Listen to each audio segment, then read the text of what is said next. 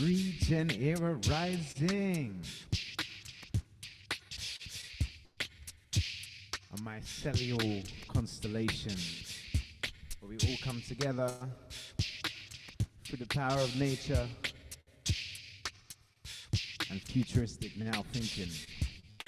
Regenera, it's a regenera, regenera, it's a regenera, regenera, it's a regenera, regenera, it's a regenera, regenera, it's a regenera, regenera, it's a regenera, regenera, it's a regenera, regenera, it's a regenera, regenera, it's a regenera, regenera, it's a regenera, regenera, it's a regenera, regenera, it's a regenera, regenera, it's a regenera, regenera, it's a regenera. Welcome back to this constellation. Party and celebration. It's a constellation of stars come together to make the world in our own image. Letting go of projecting an image, just being a mirror image. We all connect, but in a deeper way than the internet. Quantum connection for divine reflections. Beautiful intuition. We had an intermission. Now on to the next one. Be what you be, I am what I am. Put it together, that's be my family. We can beam together, on the stream together, connect like water in a stream together. So one more time, bring the chorus in so we know we can fly. Regen era time, one heart, one body, one mind. It's a regen era. It's a regen era. Regen era. It's a regen era. Regen era. It's a regen era. Regen era. It's a regen era. Okay. Little Marv Radio Intuition. Thank you for joining us on this beautiful, beautiful Saturday. I think it's probably afternoon for you. It's early morning, 1 a.m. for me, and we have an amazing Regen era teaser for everybody. It's an exclusive teaser. So I've really enjoyed the times I've connected and listened to Mark. He's a beamer. Mark Smith is continually sending that energy out into the world and receiving it through his beams. So his myth is making the invisible visible throughout the design science decade with the Design Science Studios. Eleprecon kin beaming eco earth from the heart of the Regenaissance. Oh, I love it. It's like quantum language. So without further ado, it's a pleasure to introduce Mark Smith. Thank you, Marv, for wrapping us in here and just carrying that resonance right through. Love it. Heartfelt. I'm just going to tell a quick story. I've got a 5-minute teaser. It is the first compilation that I created from the very first year, and it's got a bit of essence from year number 2, the cohort. Different things from Mora and our participation. And the beaming was conceived in the Design Science Studio as a rapid kind of prototyping thing based on world building and backcasting. So the beam is about the backcasting Evolutionary Alliance mediums. We're here to be the mediums. We have the tools, we have the heart, we have the mindset, and we're going to carry that message through and be as clear as we can and joyous. And so I'm going to ask whoever's got their finger on the play button to just let this play through. There's a link through in Mora. You'll find these as well, and it'll take you to the full beaming. And tomorrow we'll play a different one from this cohort. Thank you.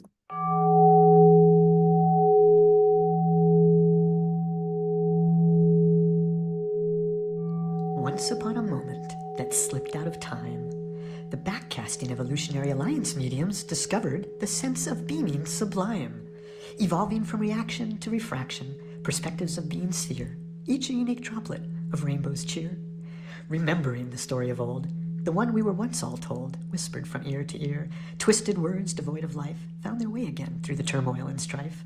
'Twas never meant to be divide and conquer, separate you, me, and empathy. When the mythos became clear, our mythic operating systems were ripe and regeneratively here. Not divide and conquer, no, but divine and concur. Yes, divine and concur, to be intuitively in accord. Welcome to the Green Womb, story living well told, a speakeasy of bold souls, beaming mediums nurturing the way of the world, blossoming gardens of intentions, beaming Regenera from the heart of the Regenaissance.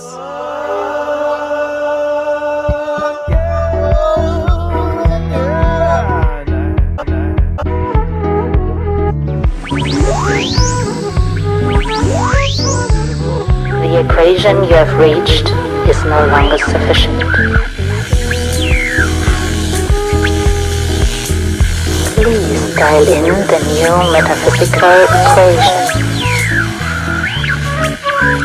The new equation is evolution equals mind times omnidirectional communication.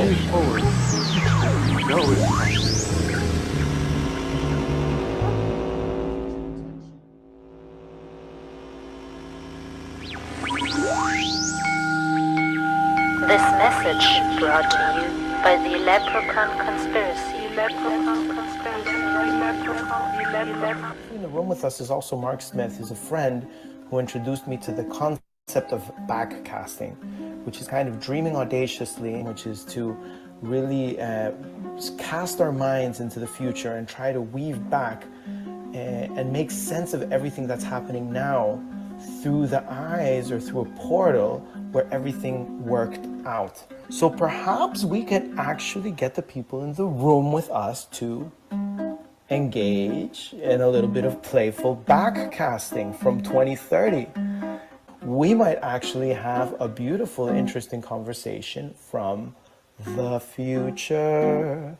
And I don't know who wants to go first. Well, since you brought it up, I'm going to jump right in there, Jurgis, of course. We're here beamcasting, beaming, that backcasting Evolutionary Alliance mediums. That's the story we tell here. What did you do along the way to arrive at that future that you know is possible?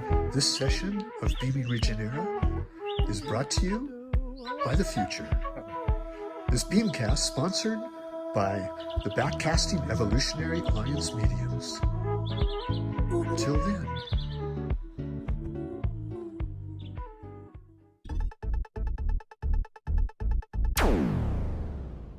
I have one last question for you.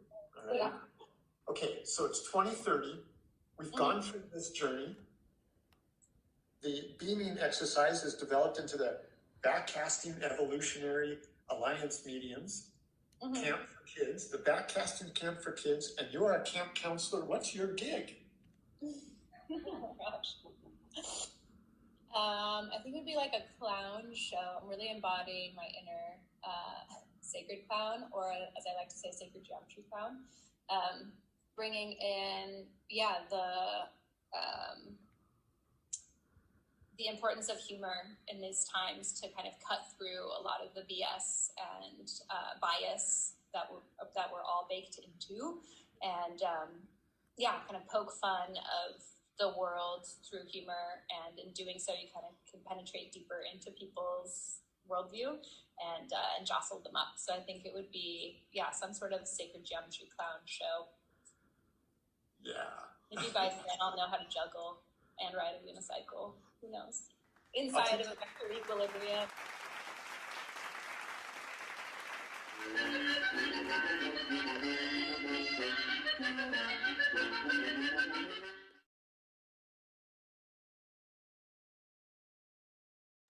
And there you have it.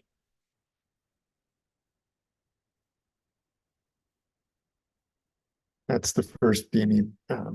There's a 20-minute video that is quite a compilation of different things from that first exercise. And we got to, I think after that was, Marv, I think you were involved in that. Isn't that the Re and Co had something very much to do with you and getting Jurgis out onto the radio waves. Yeah, that was a beautiful experience. Just connecting on. This was before regeneration or regen era, and connecting with Design Science Studio, and just having that connection with other people to co-create and facilitate conversation with music. A really beautiful place where I met a lot of people was through these little streams. It's a beautiful way to use the technologies we have to be closer to each other. So I've really enjoyed that. Yeah, it was an interesting time. I think it was right when Clubhouse started as well. And so we were beaming all in every which way. Yeah, and the backcasting for Jurgis to say you were the one who showed him. I remember this being something when I came to Ibiza that was blowing my mind a little, to think from 2030 and the power in that. I love the way that we can accept these future present realities as fact and draw from that space. So really beautiful that you're sharing this concept with the world and all of us. Mm-hmm. Well, it's something that actually I've been living into. I dreamed of you all many years ago, and I've been waiting to meet you. So it's been a wonderful experience. There's more documentation, artifacts, and you're welcome to dig in at beaming.earth. Over and out. Beaming, beaming, beaming. This smile that beams from myself. Feel that smile within yourself, bring it into your own face, and know that as we beam, as we broadcast our reality. I love the fact that beam is be and am, and that's all we are to be, is to be. So pass it on to Timmy. I'll pass on to you so you can introduce Chelvanaya. And yes, good to see you, Timmy. And thank you for that the vibes earlier. And I was having a nice meditation listening to your vibes. So thank you. Thank you. You too. This has been such a healing day. All the vibrations. All right. Oh, we got Shelvanaya coming right on.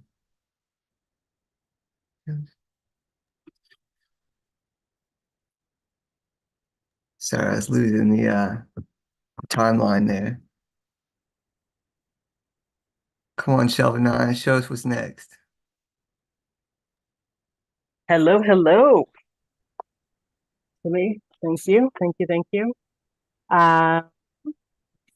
Okay, so what's next is more participatory weaving if you were here yesterday. But even if you weren't, it's out there in the field, so I'm sure it impacted you in some way. So hang on one quick second. Let me share my screen. I will explain.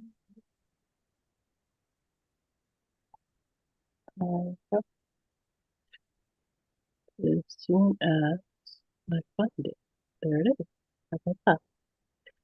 All right. So let's see. Well, actually, what thing is it?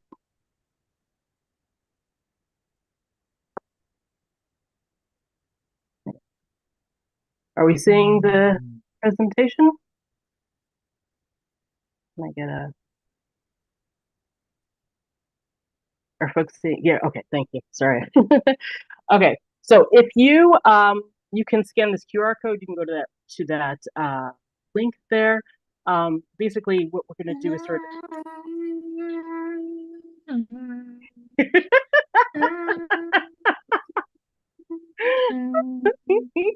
I'm really loving this. I get on, and then next thing you know, there's music to go with it. I'm just gonna get used to this. You realize?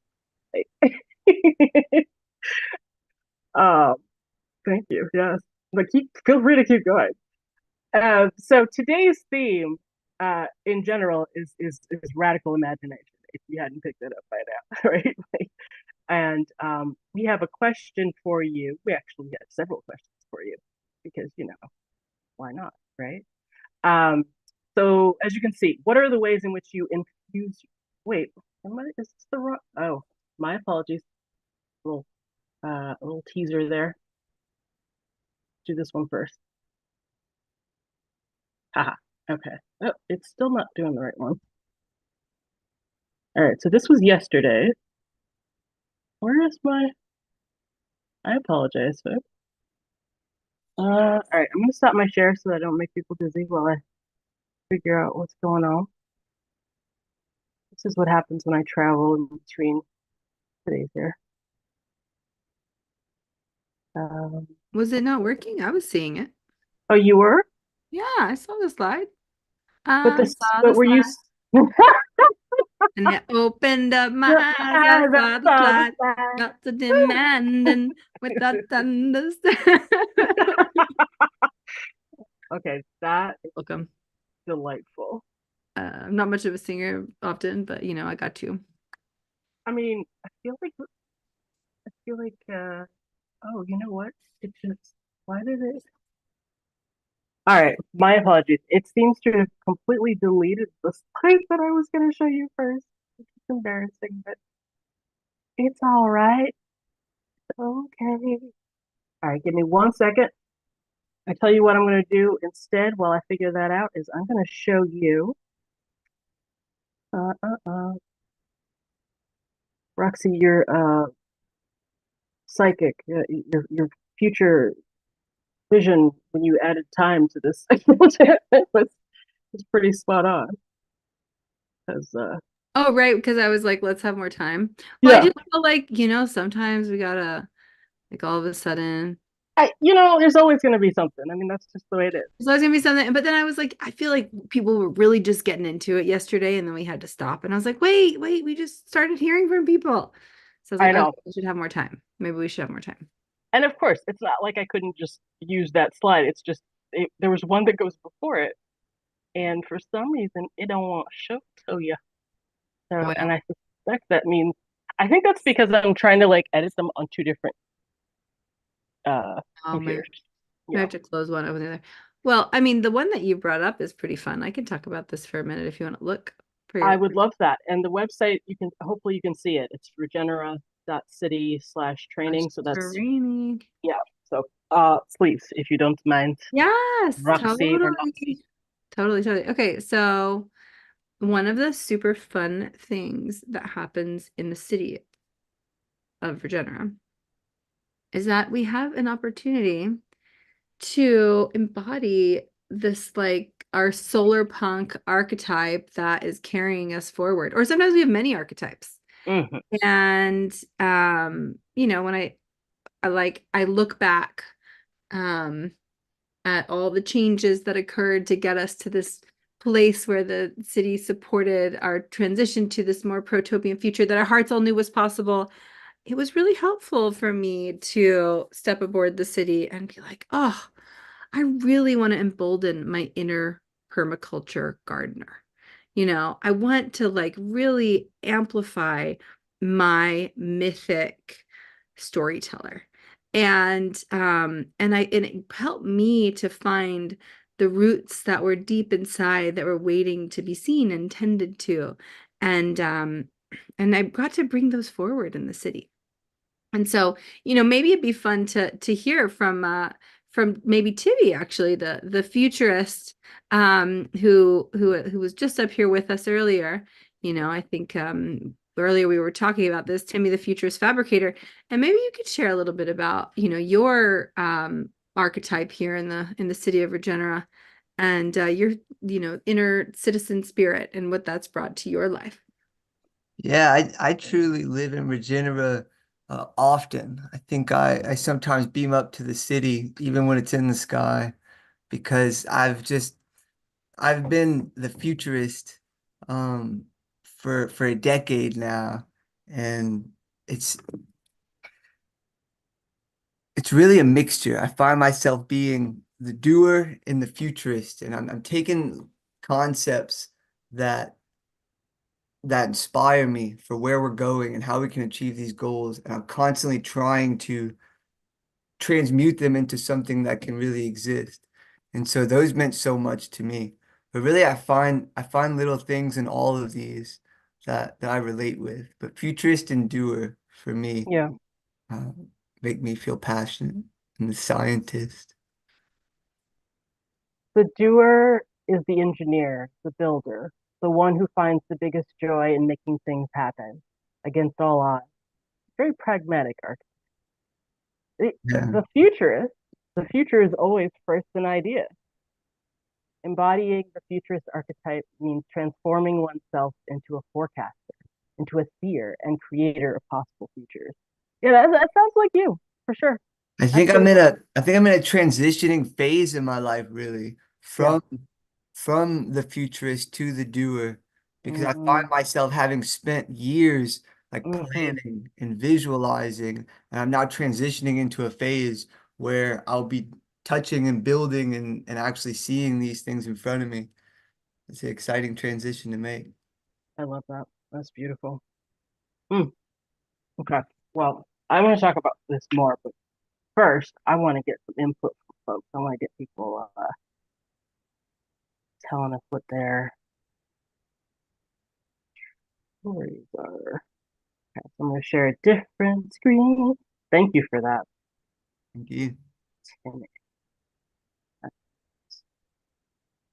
Go. While this slide gets up, I want to just invite everyone to get ready to share. This is a participatory moment. We get to weave, we get to see each other, we get to hear each other and feel each other. I'll get some sleep, Marv. Much love. Oh yeah, Marv the late night rock star. Woohoo! Share. Yeah. All right. Is it in presentation mode? Yes. Awesome. Okay. So, how might you decolonize your imagination?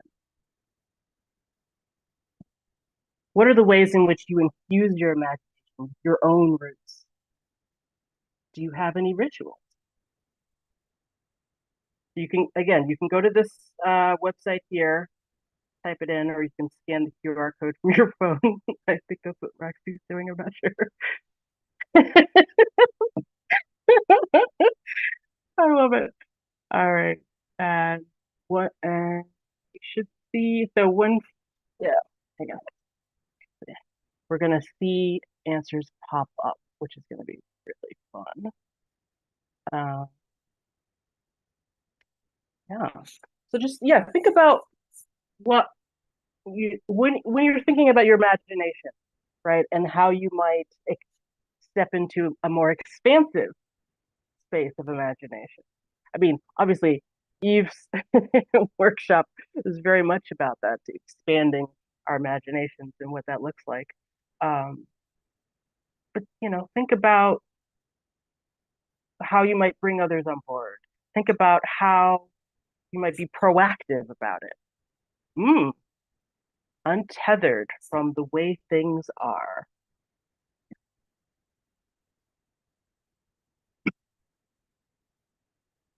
Tethered from the way things are, but the way things are is in quotes. We always think we know. Well, I shouldn't say always. There is this push to pretend like we know what things are when really we don't.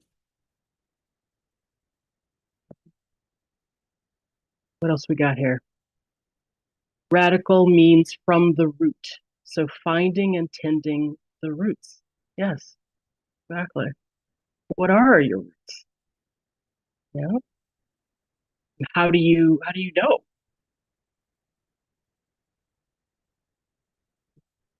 I was just telling a friend earlier today about how I've been sort of on a lifelong journey of finding my roots, right? Of looking up various ancestors in the traditional sort of genealogical way. But I've always known that's not sufficient. That's not enough, right? Our lineages go beyond sort of like family chart of, you know, who's your grandmother, who's your great grandmother, who's your cousin twice removed or whatever, right? Like those, that's a part of it, but it doesn't tell you that there's more of a story to be told. Oh, what do we got here? We have more. Getting cute. Oh, you know what? I need to pure this over here. There we go. Getting curious about what the underlying patterns I am embedded within. How do we know whether or not our imagination is colonized? That's a good question. A very good question. Gosh, I would call that a provocation for that question. I suppose all questions. Keep turning the prism of perception. Oof. That's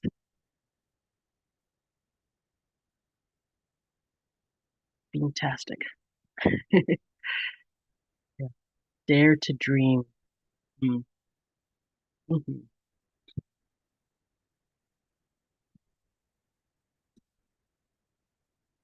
Great. Roxy, can I get a time check? I'm just wondering how much time we got. Imagination activism, yes. Absolutely. I was We're at time-ish. okay. We're at time, you said? Pretty much at time, yeah. Okay, so let me I see people are still type. Should I switch to the second one or if we're at time, I don't want to always assume the truth is more elaborate than our current understanding. Exactly. Well said. Mm-hmm. I agree. Okay. I see that the typing has stopped, so I'm going to presume. Oops. Pull up the next one real quick. Attention, anyway. There. So, what medicine do you need to facilitate this imagination decolonization? What capacities do you already have access to within you? Again, what rituals do you have? What rituals live within you? Right? All those ancestors and folks that they are connected to, they live within you, and they had, some of them had rituals, many of them. What medicine do you have to offer others? Childlike joy. Woohoo! Yes. Yes, yes, yes. Absolutely. Yeah. Curiosity. Yes, please. Absolutely. Tending to the earth. Yeah. Mm.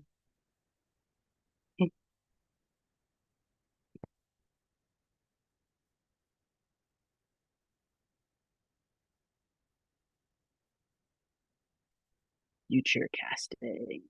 Yes. Community. Mm-hmm. Universality.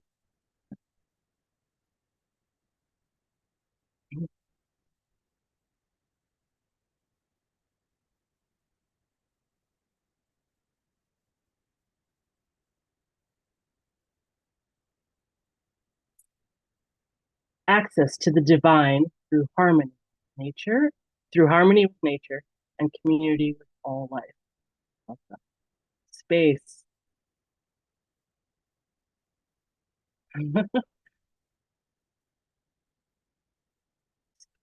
The final frontier. And taking up space. Yes, absolutely. Absolutely.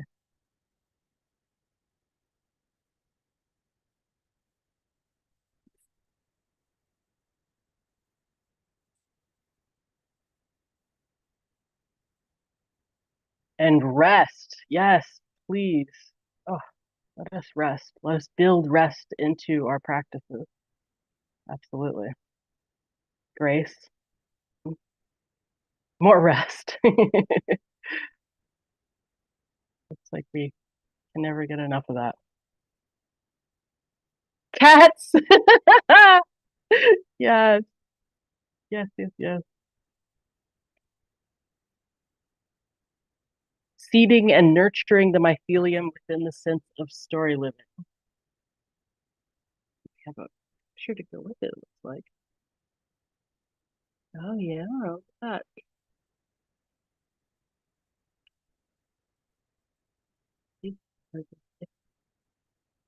you, Mark.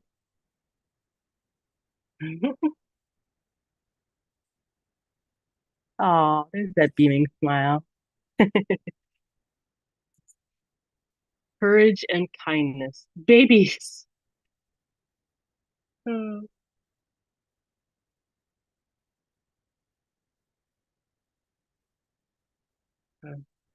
practice.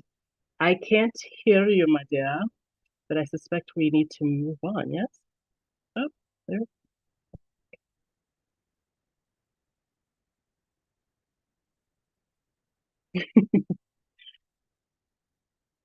I don't know if you were trying to speak, Mark. Oh, okay. Bum, bum, bum, bum. Yeah.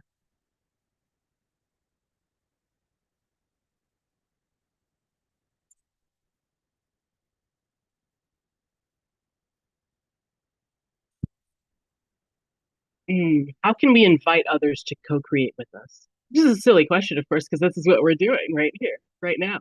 But I mean, beyond this space, as you take this space with you, right? What are the ways in which we're inviting others to not only be in a space of imagination, but to think about authentic deepening through exploration and inquiry? Singing and dancing. Yes, always. That's my favorite. I couldn't have guessed. Oh, yeah, absolutely.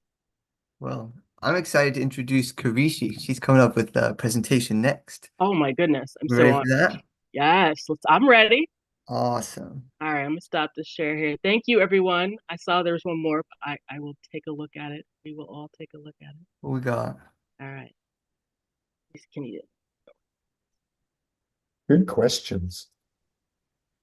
Yeah, I really enjoyed this.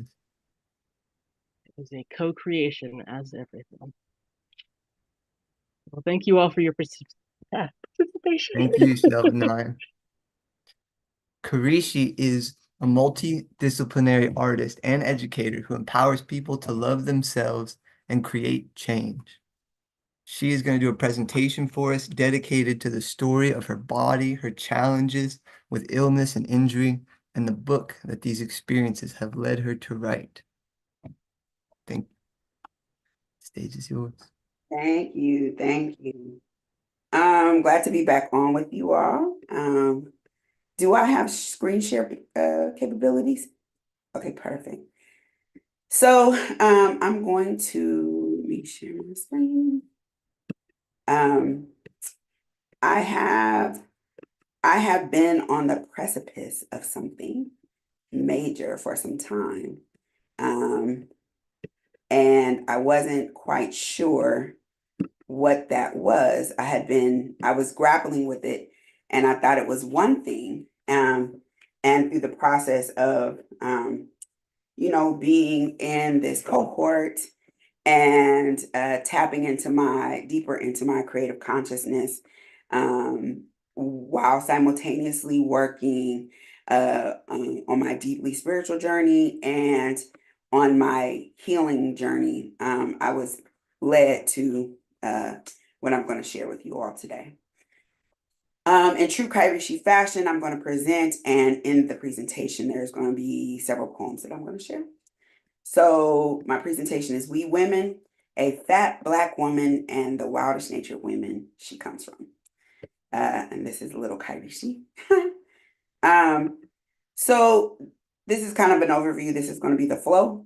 I have 4 poems, and I'm going to talk about a little bit about myself as a writer, and then, what has come to me. All right. So yes, I am multidisciplinary artist, like Timmy said. I use a lot of different mediums. Sometimes it's primarily dance. Sometimes it's primarily theater. I think all the time poetry is the connective tissue. Poetry and writing are the connective tissues that piece everything together. And I like the idea of being able to communicate and stimulate people with multiple art forms. And I love performing. And so I'm able to really, I think, art is about me exploring more of my own identity and consciousness and seeing my relationship to the world and things around me. And then by virtue of doing that, I then am able to be a window for other people to do the same thing, to learn more about themselves, to dive deeper into their consciousness, to be seen and see themselves in my story. Even if their experience, the exact experience is different, maybe the essence of the experience is the same, and to be able to create connection in that way. All right, so my first piece that I'm going to read is called My Body. My body is big. My body is big, round, and curvy. All my life, I heard these inches were just too much. Too much. Too much. You are too much. I mean, look at you. Your butt is too much. Your titties are too much. Your voice is too much. You love too much. Your energy is too much. You smile too much. You like yourself too much. Miss K, can you please stop? Because you are doing too much. Kairishi, you like boys and sex and people too much. You talk on the phone too much. Baby girl, that outfit's too much, shows too much skin. And your hair is too much. It's too natural, too short, too different. You're too different, too weird, artistic, whatever. Your strength is too much. Your loudness and quiet and happiness and anger are too much. You sing too much, dance too much, help too much, hurt too much, laugh too much. You are too much. Got thighs as vast as the Amazon is wide, a belly that wiggles, jiggles like jelly, arms bountiful as the sun and spilling over with love, a booty so juicy, it's too large to hide. I mean, I got a body, the type of body that can outlast it all. Hatred, rage, sorrow, pain, tears, rain, the oppression of it all, misery, self-hate, family feuds, bullies picking on you, any and everyone talking about you, not liking yourself because someone told you not to, believing it, not even seeing it, not seeing you, the frustration of being denied love, bitterness, rejection, body image games, not knowing if they're rejecting you or your weight, the silence, cast asideness, otherness, polite, indifference, invisible existence, sheer hopelessness of wanting to love yourself as is, despite what others think, but not knowing how to do so. My body is big, round, curvy. Spent forever trying to be that perfect girl, find room for me in this world, but came up short. I realized forever, too long, the cost way too high. And instead of trying to fit in, I created my own box to fit inside. Wasted years on self-hate trying to get them to approve, see me as more than just my size, just this weight. Found acceptance was a long way off. I just want to belong. Lost. Paid the cost of this weight. Pain I inherited walking around on display. Somewhere I discovered my fight. Transformed. Tore down wall after wall till my fingers were sore. Restored my pride. Arriving. Rejoicing in what's on the inside. Hell, letting the inside out. Allowing myself to be bold. Let it go. Hang low. Thinking I'm sexy. Having the audacity to show off my belly, back, or both. Living in the truth of this body. Because this is my life. No more anger, fussing, tearful nights. I refuse to give in. I'm embracing the fight. My body, my body, my body. All right, so the book. I have spent the last few years, I knew I was supposed to write a book, and an idea came to me in 2020 to write a book. And after that, Ironically, every reading I got from here to South Africa, literally, my ancestors were saying, "What's up with the book? Tell her we're waiting on the book. Where is the book?" I'd be like, "Of course they're asking. How do they know in South Africa about this book?" Like, what is going on with my ancestral line? That is always the thing that comes up in a reading is what's up with the book. And so I was writing a book, and I thought that it was this one particular book, and I had this secret nagging at me that I wasn't telling anybody, but I was like, dang, the book I'm writing, I think it's important. I think it'll be impactful. But why is this the book my ancestors are waiting on? I didn't understand that. I wasn't able to like do the math. I just thought it was odd, but I was like, whatever. Maybe they're just like, your voice needs to be in the world, right? I just chalked it up to that. And recently, kind of like as a culmination of everything that's happening and being in this fellowship has really kind of, while all those other aspects are going on for me, make my creative sensors open, right? And thus laying the groundwork for me to actually hear the message in a way that I hadn't heard it before. And I realized that the book that they're waiting on me to write is actually the book about the women in my family. And that part of why I don't believe that things happen to you just to happen to you. And I've really been thinking a lot about genetic memory and that your body, one of the things I learned about genetic memory, I've known about it for years, since I was little, but nobody had ever put it to me quite in this way. And that it's not just the passing down of trauma and things that have happened to the people in your family genetically, but that your mom's body is actually preparing you as a fetus for the environment that she's in, right? And I don't know why that did it for me, but there's something about that context that made me think about like, well, what was happening when my mother at 18 was having me? What was happening in her body? What was happening in her family and her world, right? What were the things that she was thinking about and dealing with that helped to cultivate my consciousness and my body? And so I've been thinking about that. And then I also have been thinking about just different experiences of the women in my family and putting it all together kind of like with my current experiences around health and healing and saying, well, what is my body trying to tell me?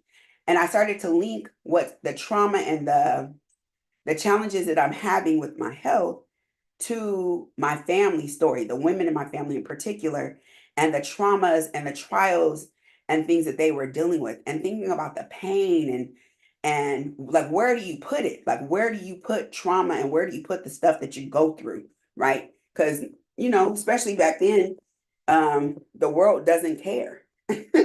Like, your kids still have to eat, you still have to wake up and go to work, you still have to survive. And so how do you tuck away oppression?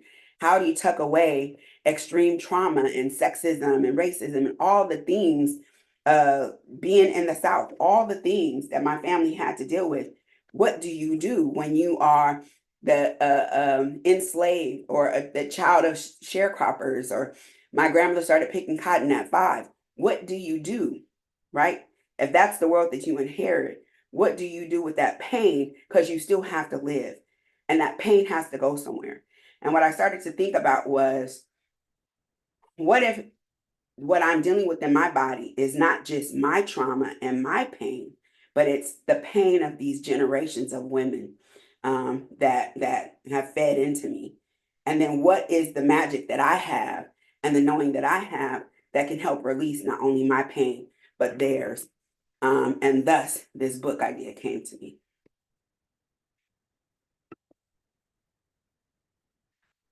All right, so my second piece. I was she, thick but called fat, fiery, sassy, naughty, passionate about life. I was every bit of Aries girl you can imagine, coloring outside the lines, using bright colors to tell my story. After all, people are drawn to me when I wear them. I was she, body shamed from the gate. Can't remember a time I was celebrated. Curves need to be corrected. Size slim down. Your full self isn't welcomed here.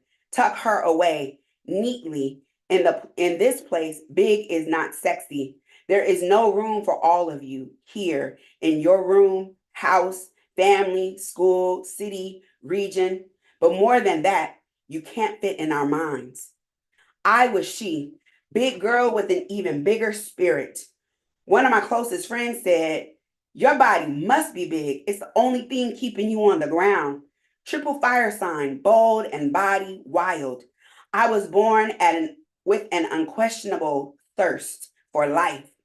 Feet not interested in planting, always moving about. There's an eagerness between my legs, a mountain of fire yearning to be quenched for him and them, volcanic eruptions waiting to explode.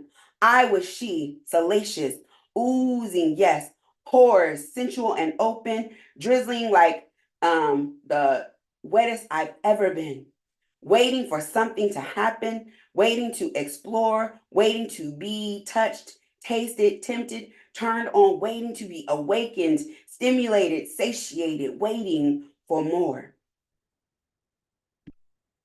One of the things when I think about like my inspiration, it's my body, but it's always been this complicated story. I think one of the things that happens for big women, especially big Black women in this society, is that we get mammified, right? And so there is a way that we're seen as nurturers or the help or often even invisible, right? But what happens when you are a siren, right? What happens when you are fully aware of all the pieces and parts of you and that you're complex, you're a three-dimensional being, right? Because often how we're seen, people see you in ways that are okay for their eyes, right?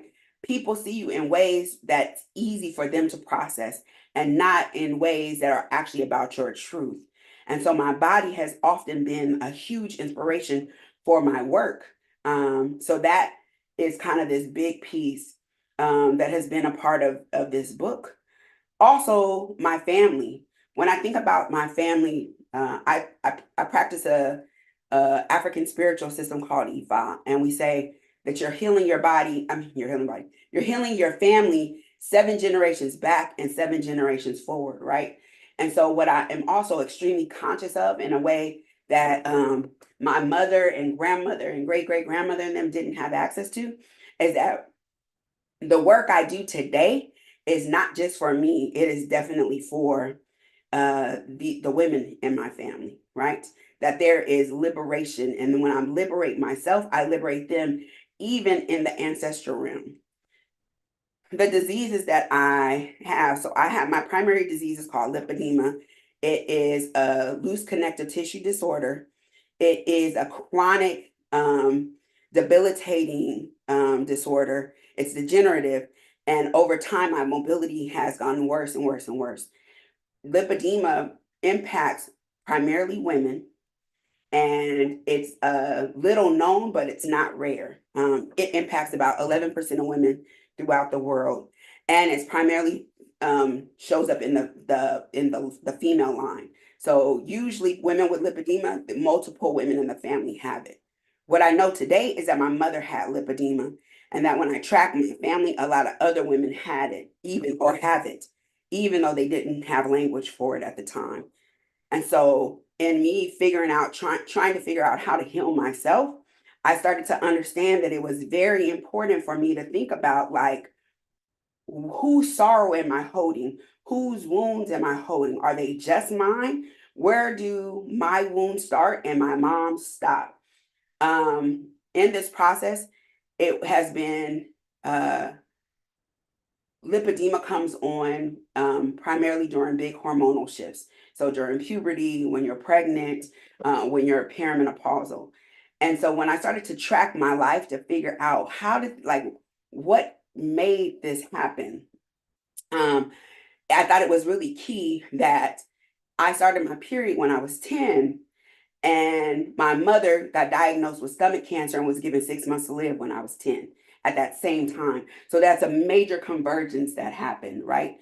Also, a huge convergence that happened. There are a couple of other ones, but the other one I'll share is when my mother was pregnant with me, and I was her first child. She was 18 when she had me, and my uncle hit her in the stomach. Now, whether he was playing or not, he socked her in her stomach. And I had this interaction with him recently because I was trying to figure out how far along she was. And he was like, "Why? You think she felt it?" Or he was like, "You think you felt it?" And I was like, "Yes." He was like, "Girl," my uncle thinks I'm ridiculous. He was like, "Girl, you didn't feel that." And I was like, "Jimmy, you know, if a woman is pregnant and you put your hand on her stomach and the baby kicks, you could feel it." And he's like, "Yes." And I'm like, the same is true the other way. So in our conversation, I realized that my mother was 6 to 8 months pregnant. So I was like, well, what is happening in the body at between 6 and 8 months of development? And what I found out is that that's when adipose tissue, fat, starts to develop under the skin. So you have this moment of extreme trauma happening to me when I'm in utero. At the same time, fat cells are developing under the skin, right? So another time, the probably the first real meeting of my mother's trauma and my trauma at the same time. And so the more I started to think about that and work through it with my therapist and, you know, try to meditate and pray and figure it out on my own, I started to realize that there was no healing of me without healing the women in my family. There was no healing of me without telling their story. And that my ultimate goal is to heal my body. And that writing this book it's freedom on so many levels, but the biggest thing being that I will be able to release so much of the pain that is stored inside of me without my consciousness, and that my ancestors have been holding on, that I'll be able to cry and let them cry too.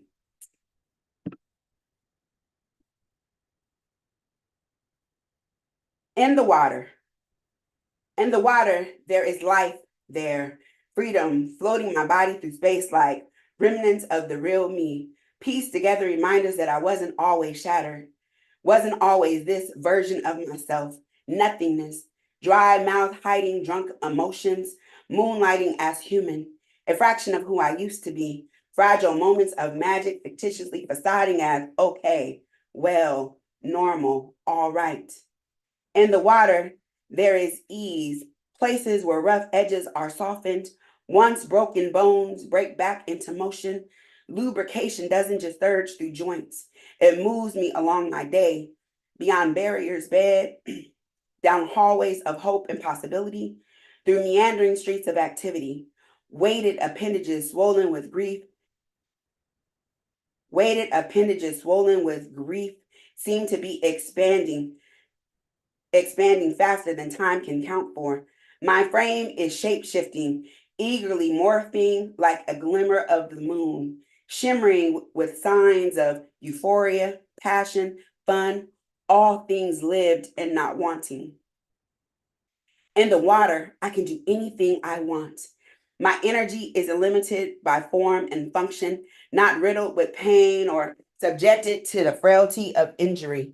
Instead, my legs drift down walkways of wetness, flooded by tears of elation, not bound by illnesses without cures or ailments doctors aren't interested in. From the moment I get in, I am baptized. The excitement, newness, near, next, won't harbor burdens of land, memories, or regret, wasting away in a wasteland of shame. I'm supported, submerged in a dream world without harm. Problems I can't solve, drenched in days of trouble and sorrows, the liquid of my limbs finds home and familiarity, spaces where nothing is out of place, everything is saturated. In the water, I'm authentic. My future self incarnate, the warrior's will, a dancer embodied, deep fantasies, needs, desires, no friction or hurt, losing myself, drowning in a sewer of despair, waiting to be better, waiting for tomorrow. I can come, go, be as I please, glide through the world, an eager heart yearning, traveling about, taking days by storm, sprinkled with love, soaking up sun and smiles, all the alchemy I've longed for. There's nourishment there. It's refreshing there. No more feeding on stored joy and emptiness. I want to get whisked away on puddles of bliss, comforted by mobile pools of happiness. Be myself, be free, lovely, lively, loose in the water. So the story, the book is going to focus on, it's going to be a memoir, and it's going to focus on my point of view. What I'm going to do is do interviews with women in my family about, it's going to focus on 6 generations. So my mother, my grandmother, my great-grandmother, my great-great-grandmother. And I know that my great-great-grandmother was enslaved as a child. And then my grandmother and my great-grandmother were sharecroppers. And so, and then my grandmother came west to find work because she didn't want to work in the fields, right? So, and that's kind of like my story and kind of the things that went along in that. And then also doing interviews with my nieces to see who I believe several of my nieces have lipedema too. And so just to see like how they are being impacted by the story, what parts of their story, even without knowing, are showing up. And I want to do it in a way where we're kind of having a conversation with one another. Like I said, the book is going to be a creative nonfiction. It's going to be a memoir. And what I love to do is combine storytelling with poetry and essays. It's going to take place in California, but also in Arkansas and Louisiana, which is where my family is primarily from. And it's going to cover the 6 generations on my mother's line, right? And I'm doing this because I really believe that in order for me to free myself, I have to free them. That there's too many pieces of truth that if I really look back, I can see replicated, even without being conscious of it. And finally, I'm going to do interviews. And I think I'm going to, because this came to me and the way that it came to me, I think it's going to be important to involve spirit and to allow spiritual readings and things to pour into, like to be an element that I use to get information for the book.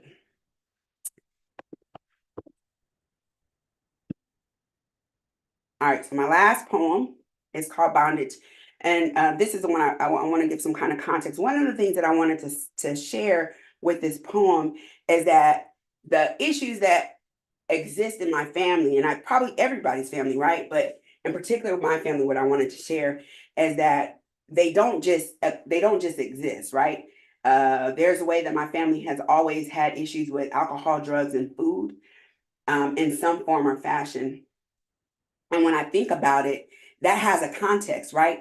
Pain has a context. Trauma has a context. And so I wanted to kind of name what created those histories, because it's, you know, it might feel like, oh, my family is a trip, right? I think everybody has those kinds of feelings. Like, oh, my family, in some kind of way. But it's not true that it's just that. It's like, what are the hurts and the things, the stories, the things swept under the rug, the secrets that aren't told? What are those things that we have to eat to be able to move forward that actually then grow in us and become sickness, that become unhealthiness or toxic behaviors or whatever? Bondage. Get set, ready now, jump right in, bounce and kick and giggle and spin. Listen to the rope when it hits the ground. Listen to that clappity slappity sound. I was born in bondage, into a family ruled by alcohol, drugs, and food, where the desire to be different occupied everyone's mind, creating generations of pain. As a child, I was lied to, made to feel inadequate, like my lack of self-control was an issue, when actually the problem was misuse. The fact that I come from a people who turned distress into abuse, a clan of zombies in human form, sickened by circumstance, because real talk ain't shit easy about being poor, being a little Black girl or boy. Nothing easy about being bogged down with family secrets, especially when your tongue wants to tell the truth. Having Southern expectations conflict with California freedom. There's never been anything easy about striving to be better, being a single mother, sacrificing for your children, swallowing pain and sexism at the same time, cleaning other people's houses, ironing their clothes, doing whatever it takes if it helps your babies eat at night. So we look for ways to cope, not out on dope, food, and booze in hopes that we become numb. Jump right up when it tells you to. Come back down, whatever you do. Count to 100, count by 10. Start to count all over again. Being fat wasn't the issue. Weight is a symptom. My whole family suffers from addiction. The question is, which vice helps us walk the best, mask our hurt, smile when we want to cry, laugh when we'd rather die, deal with the pungent taste of life so we can get through the next day, week, month, year, hell, so we can get through the night. Truth is, my people have been heavy for years, long before tears touched flesh or sugar penetrated these lips. I come from track stars running fast and hard, trying to get monkeys off backs, but never breaking free. We are Arkansas skeletons nestled in neglect, racism preying on sharecroppers, slaves giving birth to sadness, women walking with wounded hearts. We are the silence behind closed doors.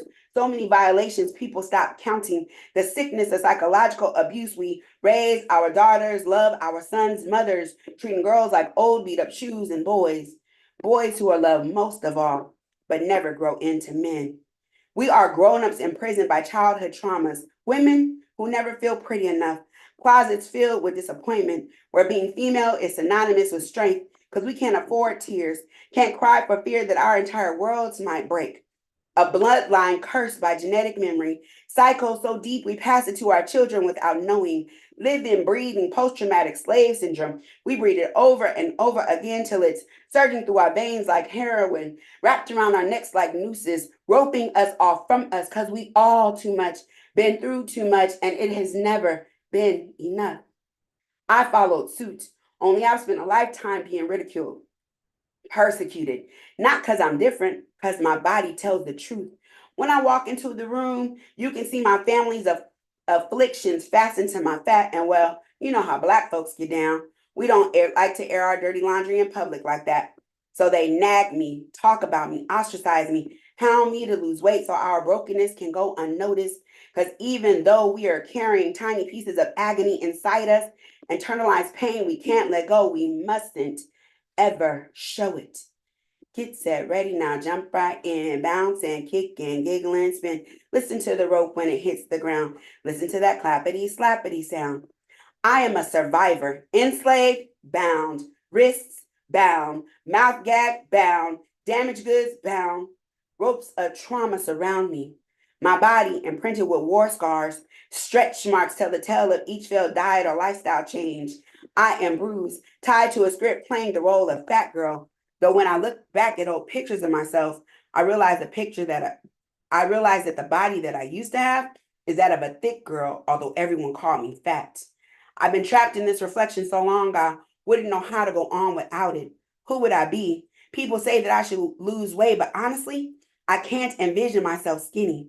So at 37, after years of living in resistance, refusing to exist in the mental prison I've inherited, trying to interrupt past cycles, trying not to give in to diets, food management, extreme exercise regimes, constantly watching what I eat, watching what my weight, thinking, drowning in thoughts of how to get smaller, recognizing my triggers, understanding how food became my crutch, trying not to lose myself in the rabbit hole of I'm so fat, I'm not beautiful, who's gonna love me?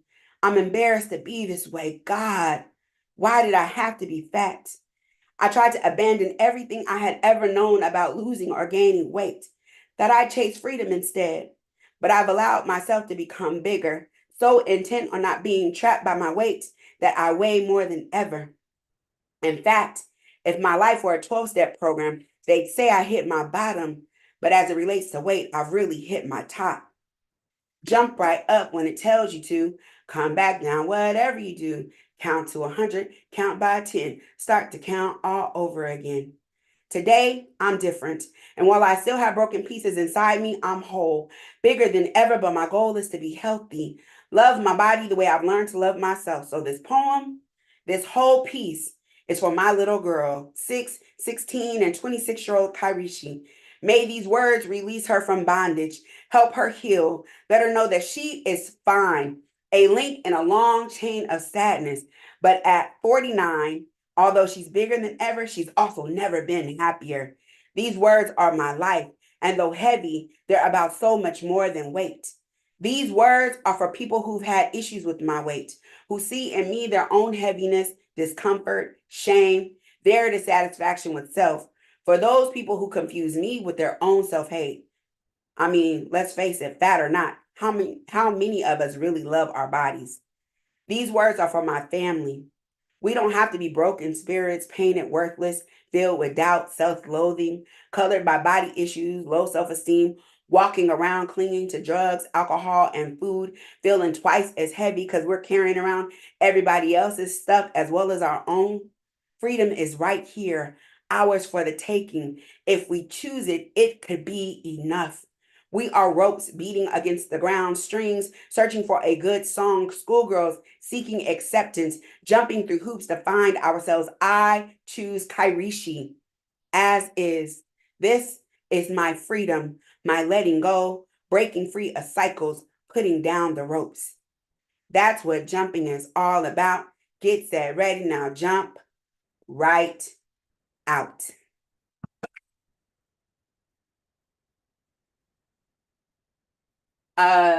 Thank you.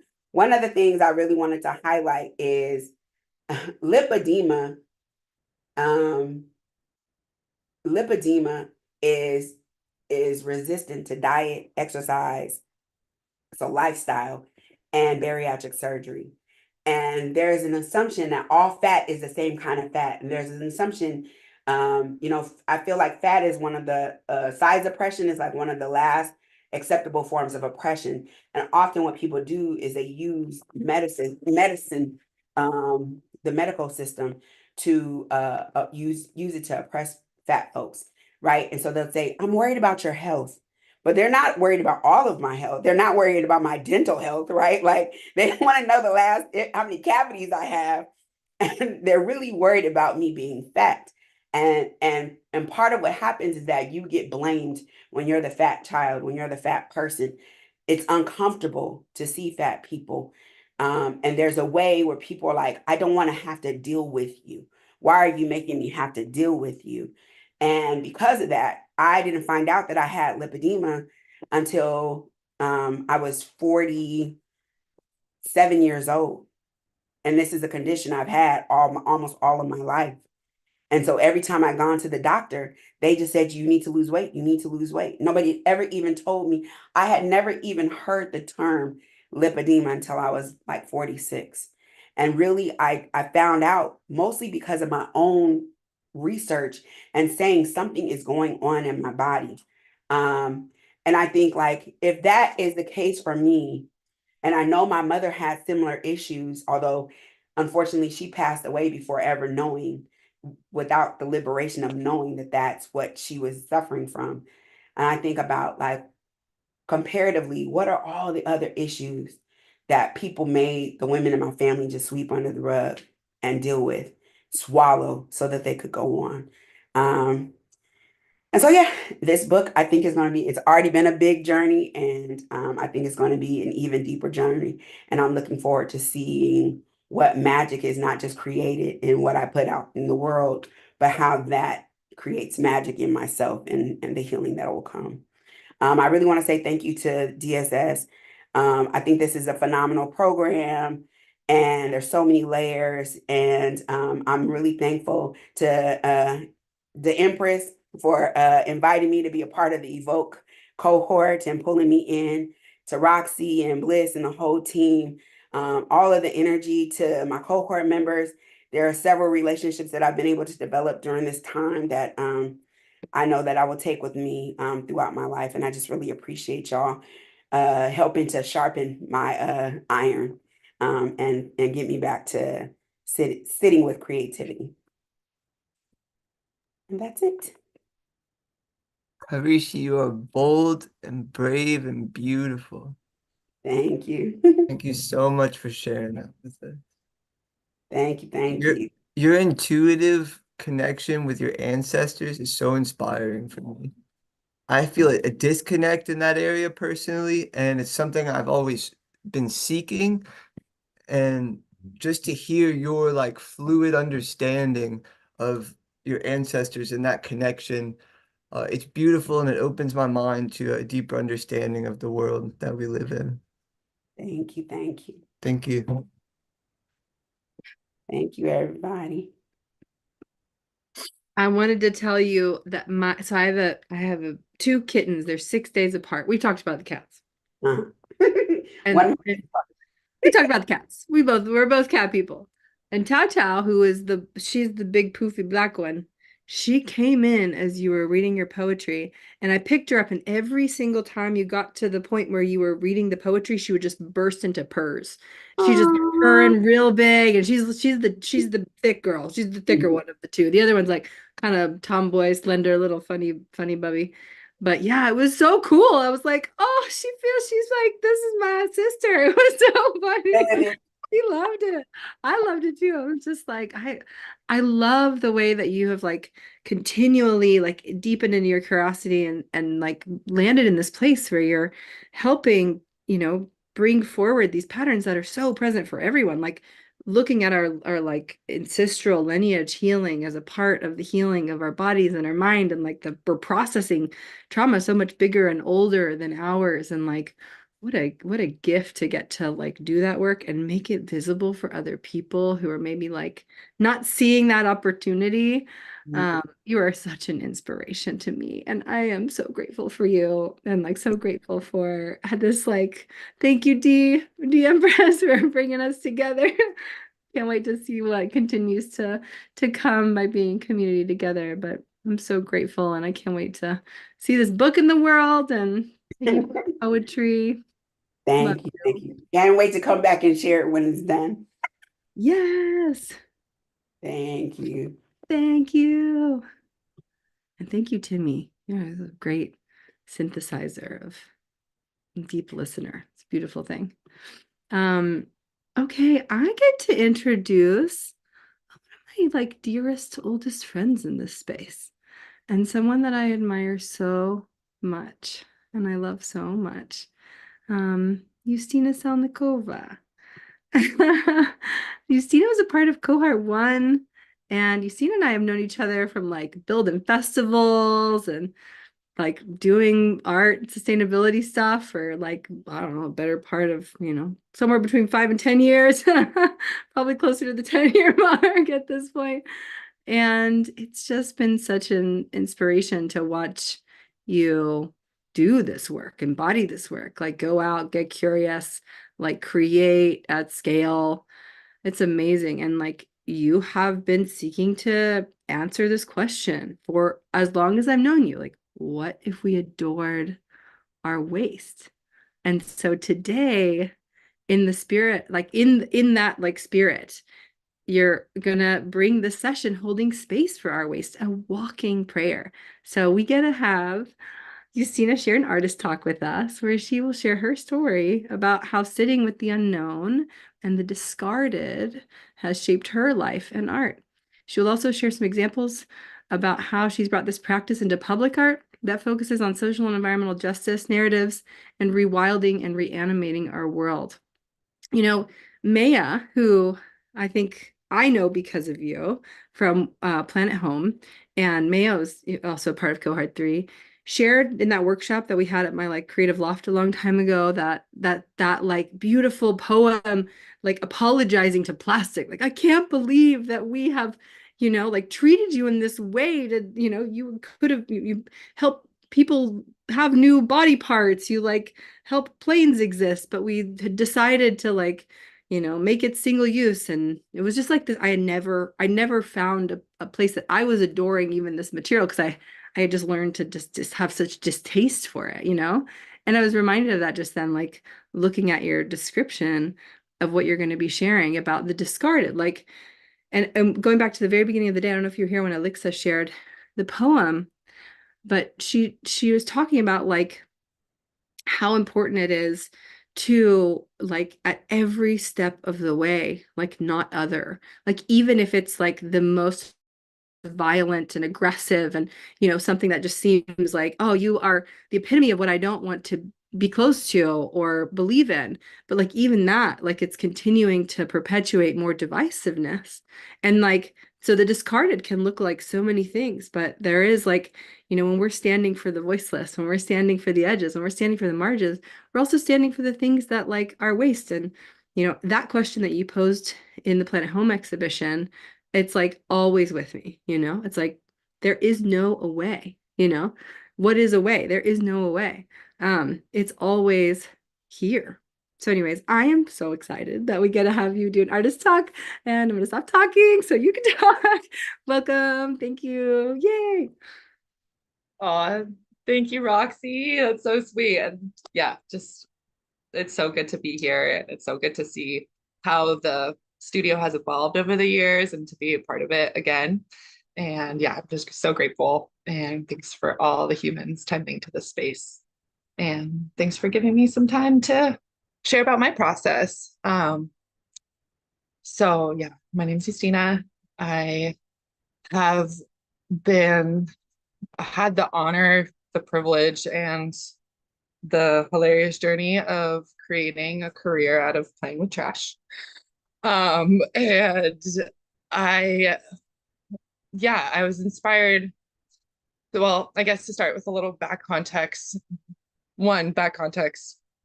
I live rurally, and we had a major storms earlier this year, and that kind of made it harder for me to participate fully in this. And also, if my internet glitches, it's because that's what's happening.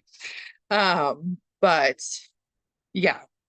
And another context of I've been starting this project in like the vein of adoring your waste.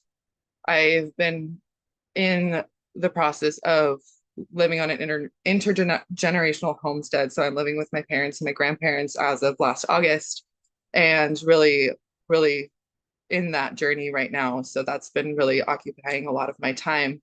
So my project for DSS there was no project for me, or I didn't have the capacity to create a project. So I am just here to share my life as a project and what I've been holding and praying with and playing with through this year and the past 8 years. I've been doing public art professionally since 2018 and like large scale art since 2016. I'm going to start a slideshow in a little bit, and it's going to kind of show some of my work as I do this talk. And yeah, it has been quite a journey. And I guess to start with a little bit more context, me and my family came to the United States when I was 3. I was an immigrant from Kazakhstan, a former part of the Soviet Union. So for me, I always felt a really deep connection with the other, or feeling other, just because of cultural context and not really understanding where I belong, in what country and what state. And like, even, like I'm white, but I'm also felt a little bit of otherness in terms of like always kind of having to explain my name, my culture, and everything else. So yeah, I think that's where this all started, but this really crystallized for me. I ended up somehow, I don't know how they let me in, but ended up going to school at UC Berkeley, and I got a degree in environmental science, policy, and management, as well as sustainable environmental design. And I was the first graduating class of the sustainable environmental design program. And through that, I really got like deep understanding of a lot of like the problems. This is where I was introduced to design science, where I was introduced to Buckminster Fuller's work and a bunch of other things. And yeah, I think a lot of people have said this, but through that, like I found like we have all the solutions to save the world, but like, or to change our paradigm, change and shift, but where is the inspiration? And I also felt like so bogged down in theory. And even like I was a deep activist, like I was deep in the divestment movement. I was in like helping with BLM as much as I could. Like I was a deep activist and organizing in the Bay Area for many years as well. And I just felt like disillusioned with solutioning in a way. And like I think there's a place and like they're really beautiful, but for me it just didn't feel aligned. I felt really disembodied after being so entrenched in theory, and I didn't know how to deal with it. Like I didn't know what to do. And I also saw such a disconnect between like things that were getting designed and then the actual build and who was actually doing it, and the like the labor force or like whatever, who was making the dreams happen wasn't what, there was no like connection. I saw a lot of the problems in sustainability there. So I threw myself into the build world and I started like, oh, pursue a policy job or do whatever, all the things that I thought I would do with my degrees. And I joined the circus and went into the festival realm and started building with trash.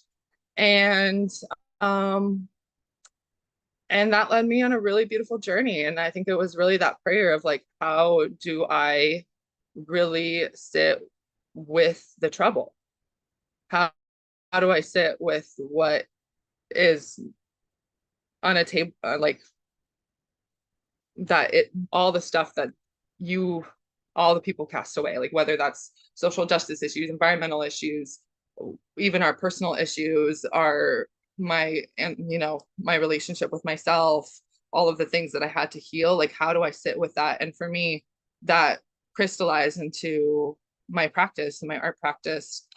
And yeah, I think at this point I'm going to share my screen and show you that while I talk about this practice. And I just want to say that while the way that this, like, it's a slideshow, that the way it's going to work is it will just be showing there we go, the trash, and then I'll show the final product. So, well, that's kind of the flow of the presentation, and let me get it playing.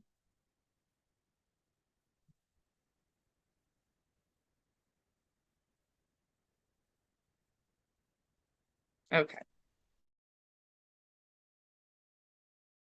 Cool.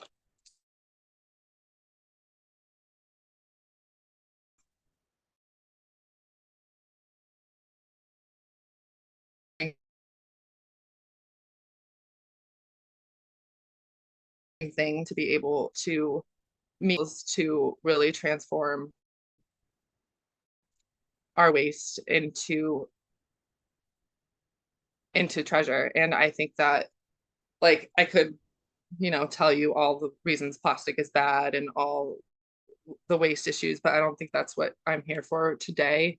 For me, that what's really revealed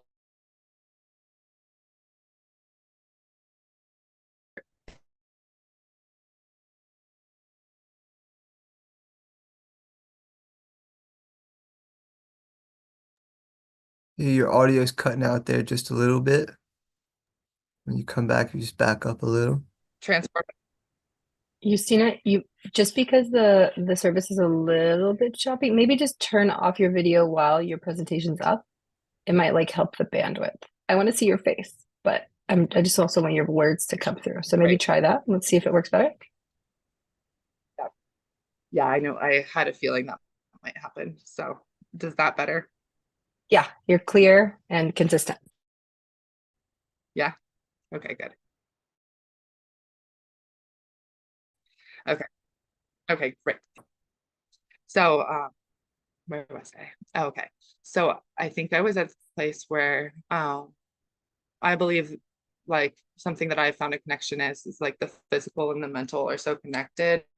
And as we're trying to like transform our global problems in like the big sense, how do we do that in our everyday? And for me, that was really like looking at the trash, the footprint I made, to look at my life and see how I can transform it in the now, little by little, and presence that transformation into everything I do, and really like get down and dirty with it. Like, was of me covered in plastic, covered in waste, and that's been such a, like, that has revealed such a interesting thing. Like Roxy was mentioning earlier, like I have fallen in love with material in ways that I didn't know was possible, because what I've realized is that every material has such a deep story. You know, even a piece of like a plastic bag, that is like our ancestors. Those are the like dinosaurs transformed, like pulled out of the earth, like gone through this crazy chemical process, and then like pulled out as plastic, and we use it once and then we throw it away. And if we do that to something as deep as like something that's been deep in the earth for so long, how do we treat each other and ourselves? You know, how do we treat ourselves in the now? If we can just throw something away that like took so much effort to make so flippantly, like how do we treat ourselves? And we could see that in a lot of our, like the social justice social issues we see in the world. Like there's so many people that we consider disposable. And that for me was like, wow, okay, so if I'm just here sitting with this plastic, sitting, and like what I learned is, while sitting with this plastic, while like tending to it, loving it, really transforming it and giving it new life, I was able to really also sit with my inner wounds, sit with these big questions that I had for the world, and feel into that, and be able to like make something beautiful that I could share with the world. Because another thing for me is that through this process, it's a process of reanimation, reanimating our world. And what I mean by that is really bringing every object to life. Like for me, I believe the whole world is alive. I think that like every little bit, you know, whether it's the cushion you're sitting on, the chair, or the plastic bag, or, you know, just like our food has a story, so does all of our material. And how do we become present with that?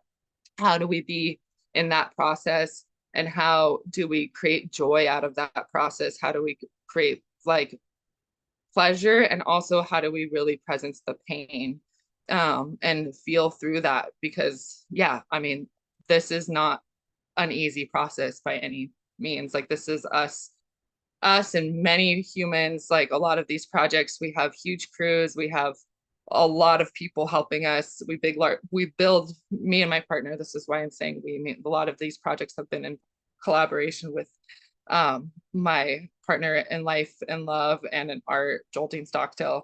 But we build that way so we can create this community process of like catharsis, of like really reshaping everything. And how do we just sit together in the unknown and listen to the material,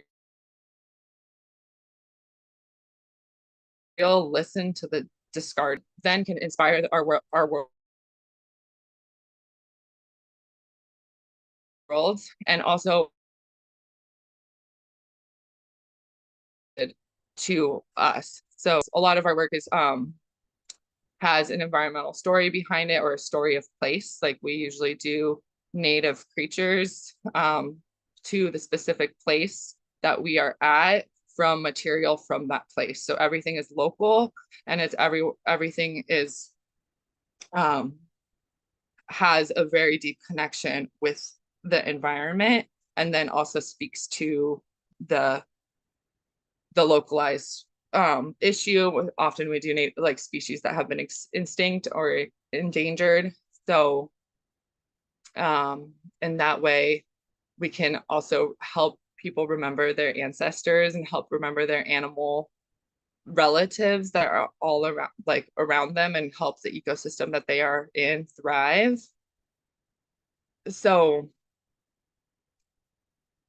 yeah, so these are some of the examples of the work of how this has come to be. And a lot of our sculptures have ended up being really big educational beacons, which has been really beautiful and have inspired everything from workshops to classes to talks. And but for us, it's really like sitting with that space of unknown and listening to material and working with this creation, the story. Oh, sorry, I broke it.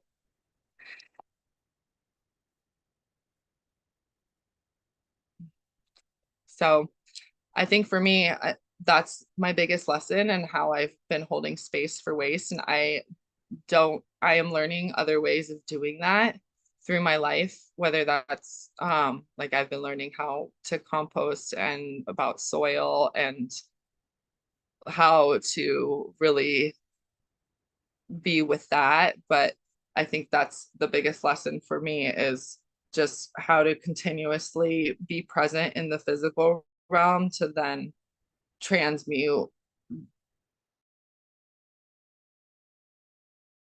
the other piece. Because I don't know, I've been at a loss all of these problems, and this has been my response, is to just create art and sit with that grief and that joy in the making. And yeah, I think that's all I have to share. And I'll let this slideshow play through and maybe talk about it a little bit as we go. But yeah, a lot of this is, you see, is we often work with like the construction sites or buildings, building projects that have been that are like part of the project that whoever's commissioning us, and transform those objects into native species. And like, for example, these quails have were a collaboration with the Pomo people. This is in what is called Rohnert Park, and it's on Pomo land. And so oftentimes we'll also take inspiration from indigenous stories of that place and create from those inspirations. And that's something we've been really like figuring out in our work and holding space for, is how do we as artists like really tell the story of place in a way that is honoring not just our story and our interpretation of it, but the community story of that and the indigenous history. So that's something that I've been really sitting with, and we've had some collaborations through the past few years that have been able to embody that. But we're still really deeply in that question. And the other thing that we're really holding space for is yeah, learning how to incorporate community. So a lot of our projects are also the end concept is community led. So we will often like put out polls to the community and figure out how what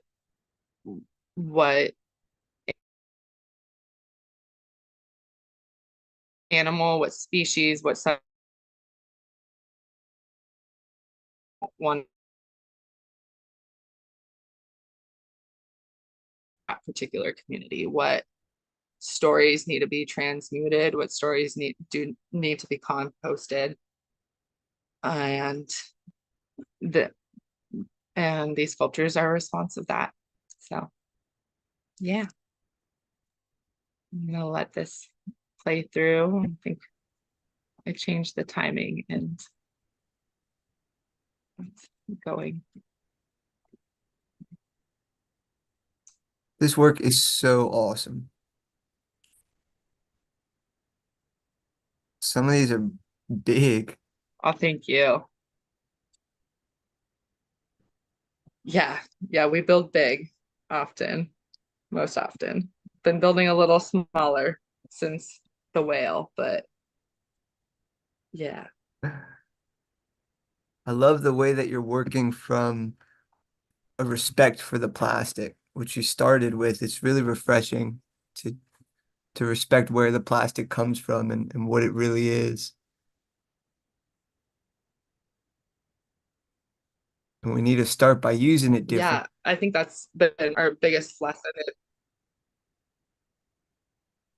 Yeah, and I mean, like, I think we all know that like recycling's a sham, and it was a campaign created by the waste or the fossil fuel companies, and it doesn't actually really happen. Only 9% of plastic ever created has been recycled.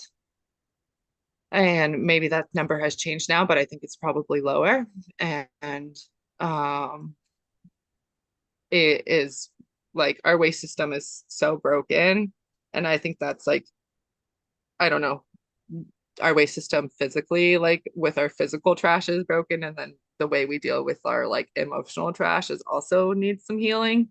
So I think there's so much connection to it. Like, what if everyone just like, what if we stopped making all these new things and just started cleaning up? And like, what beauty can we make? What like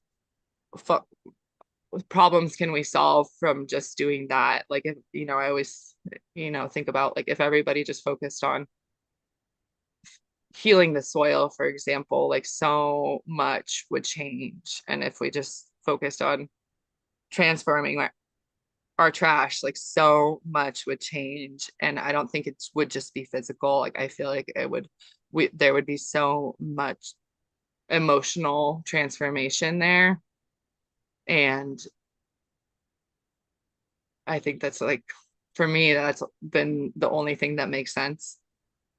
But I mean, I think there's so many other beautiful ways to do that. I think that it's not just like you have to make trash sculpture. It's mostly like do whatever that means for you. Like, how do you transform your waste for yourself, whether that's spiritual, emotional, like what Kairishi just shared, like ancestral.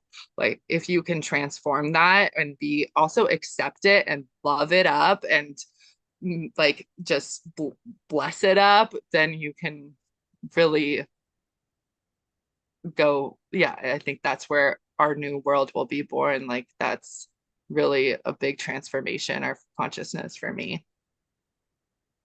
Definitely. When people at large are able to see that the plastic is ancient and beautiful, we'll use it different.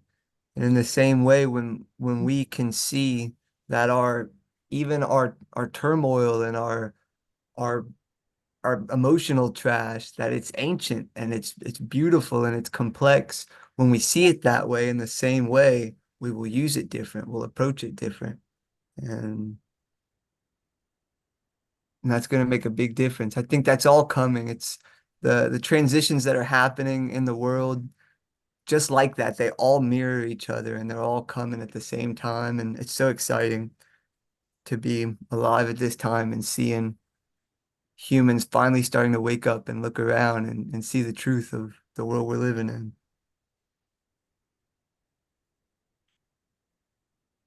Well, thank you so much for that. Thank you. Yeah, thank you all for witnessing. Sorry about the technical glitches. It's great. The internet will be good one day, hopefully. We got Harlan coming up next. I'm super excited about that.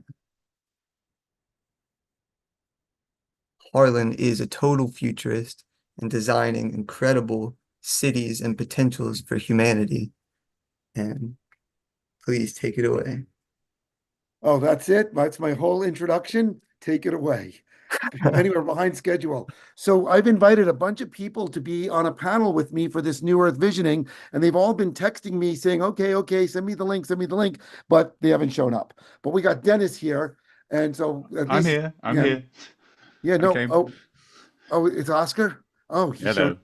Good. So we got Oscar and Dennis. And then this other friend who's not in the DSS may show up, amazing friend named Steven, but that's okay. We're going to have a great time here.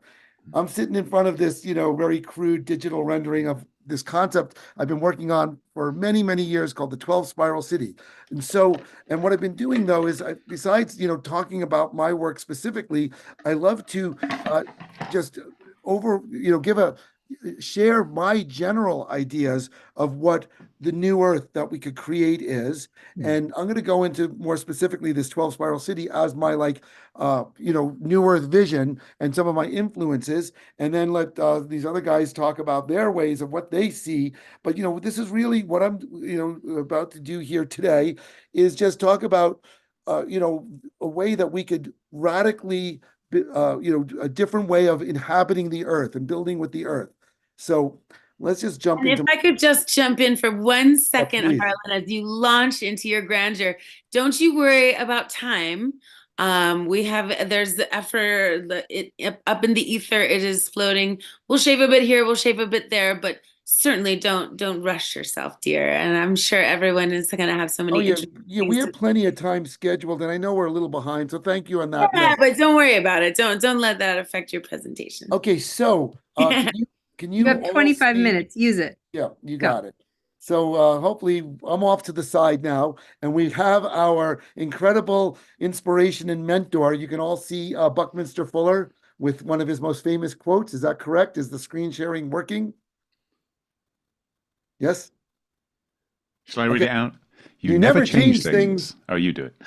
Good. You never, of course, we all know this one, but it was by his most famous quote. You never change things by fighting the existing reality. To change something, build a new model that makes the existing model obsolete. So I'm going to talk about the concept of a new model of, instead of our current paradigm, which we probably all know so well, of how we develop land, either in suburban sprawls by making these tract homes where everyone gets their own little nice house, and then you drive to the local mall where there's your Walmart and your Starbucks and your McDonald's or whatever. We don't need to talk about it the way that things are happening, because it's happening. We see it all the time. Or in more urban situations, building a nice skyscraper, like a tall building that's still completely separated from the rest of the city. And I lived in New York City most of my life, and New York City is one of the most densely urban U.S. cities. Of course, most of the land in New York City is given over to streets, cars, and parking. It's a smaller fraction that's actually built on for buildings. And so, the idea is by removing, all of this space that we have to use for cars and we're going to dive right in. I moved to New York City way back when I was 20, 21 years old, and I went to this show in a gallery down in Soho of Paolo Solari. And there were these scroll drawings wrapping around the entire gallery of drawings such as this that you see here, of this concept that he developed all through the 1960s called arcology, architecture and ecology integrated into a 3D megastructure city.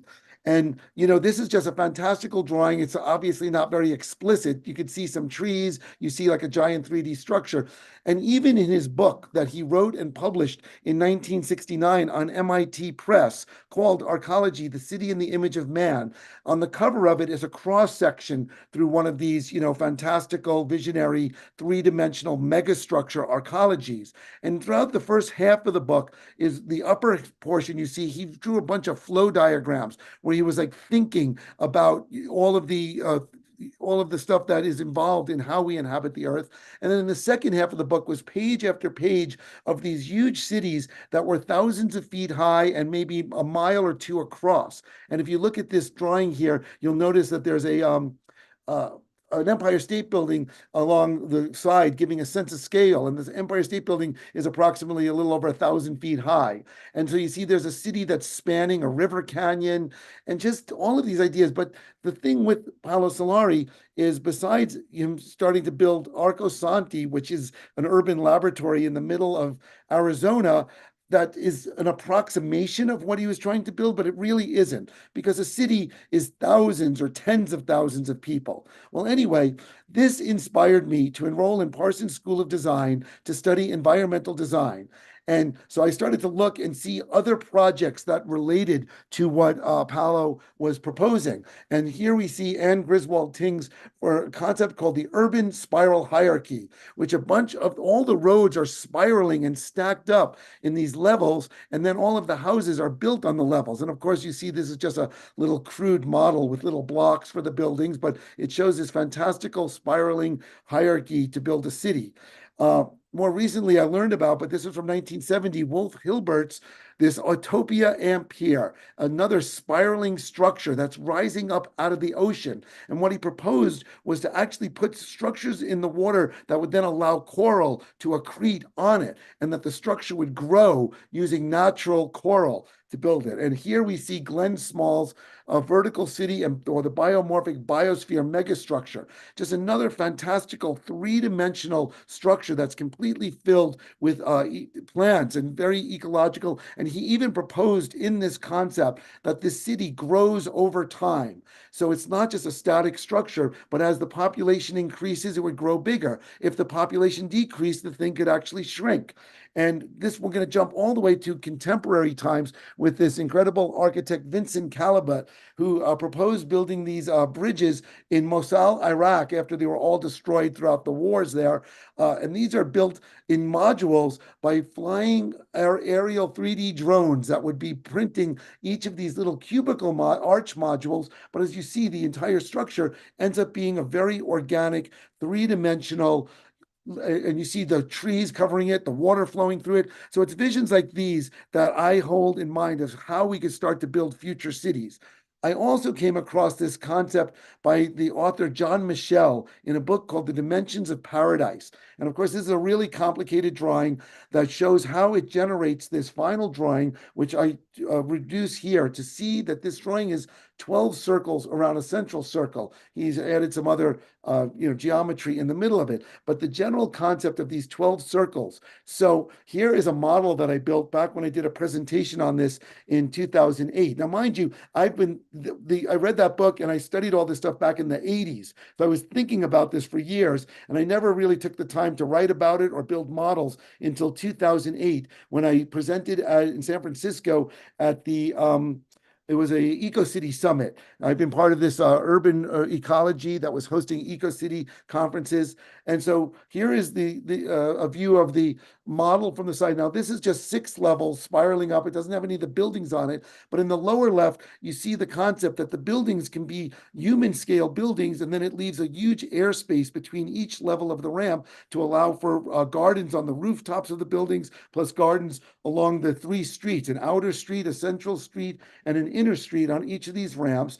And then where the ramps all come together, here's a view of this very digital, drawing, which I'm looking to upgrade with AI to make it look much more organic, which you'll see in a moment. But where the spirals intersect are these towers. The towers are like the community areas where you have your retail public spaces, and then the residential spaces are out along these spiraling ramps. So you can see this is just 1 level, and there's 2 and 3 levels in the background until ultimately 12 levels, which would make the whole structure 1,728 feet high, or 12 times 12 times 12, 12 cubed.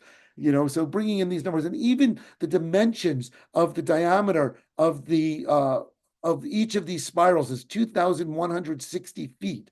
And there's John Michel goes into detail explaining why feet and miles and inches actually have a profound harmonic relationship to nature, and where the kilometer and metric system is actually divorced from it. So using dimensions in feet actually has a very profound relationship. We can't go into detail on it, but there's reasons for it, and it actually makes sense when you study it. Here's a ground view looking up at this huge city. Now, this is an AI-generated image of homes that are integrated like tree-like homes. This is what I see actually being built along these streets. So instead of these horrible, little cubes that I, have to represent the scale of 4-story high buildings, it would be all organic, and everyone could choose their different styles on their building plots. And of course, the city grows upward over time. It's not just all 12 spirals, boom, built. It starts spiral by spiral. So here are some more AI images. And we end with this nice AI image that is actually more along the lines of what I think would be practical, rather than going in and starting to build this mega structure, 12 spiraling city that may be good in a space that is just wide open and you have resources to build it. But we can go into more inaccessible terrain and start to terrace it and build, into places where you normally wouldn't be able to inhabit in ways very similar to the 12 spiral city, but without having to build a mega structure, but just by terraforming the land. So this is a big glimpse into my visions of what the new Earth and what I would like to see how we can start building is. So I'm going to end the screen share and allow my other people on the panel to jump in and start to talk about how they see they could build and create, and then we can have like a little open discussion. So thanks.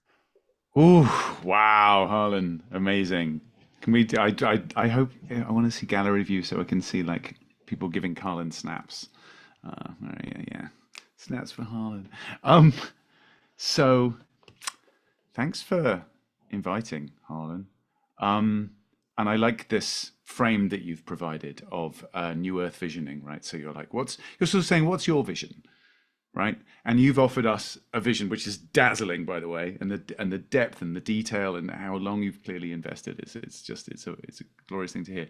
And it's interesting because it slightly echoes a vision that I was hoping to offer, but they're related. They're not the same. But there's a geometry I think you're going to appreciate.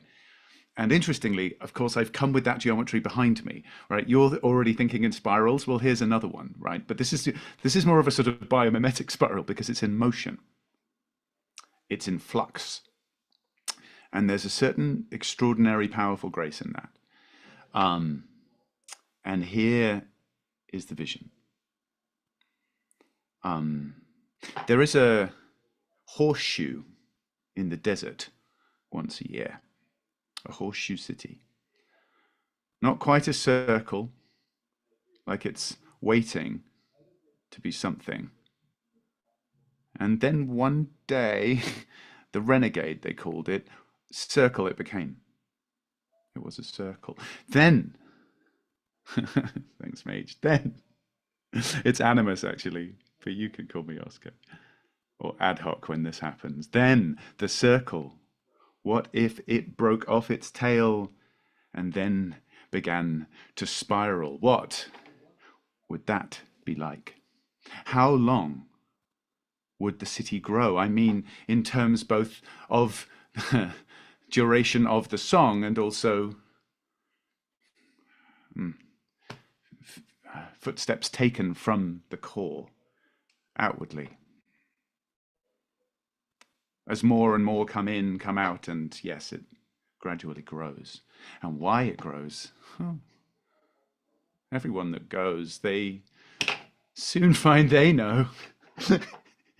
This gift economy, what is this thing? Is it true? You bring the things you want to bring and give them, and others give to you? Could it be?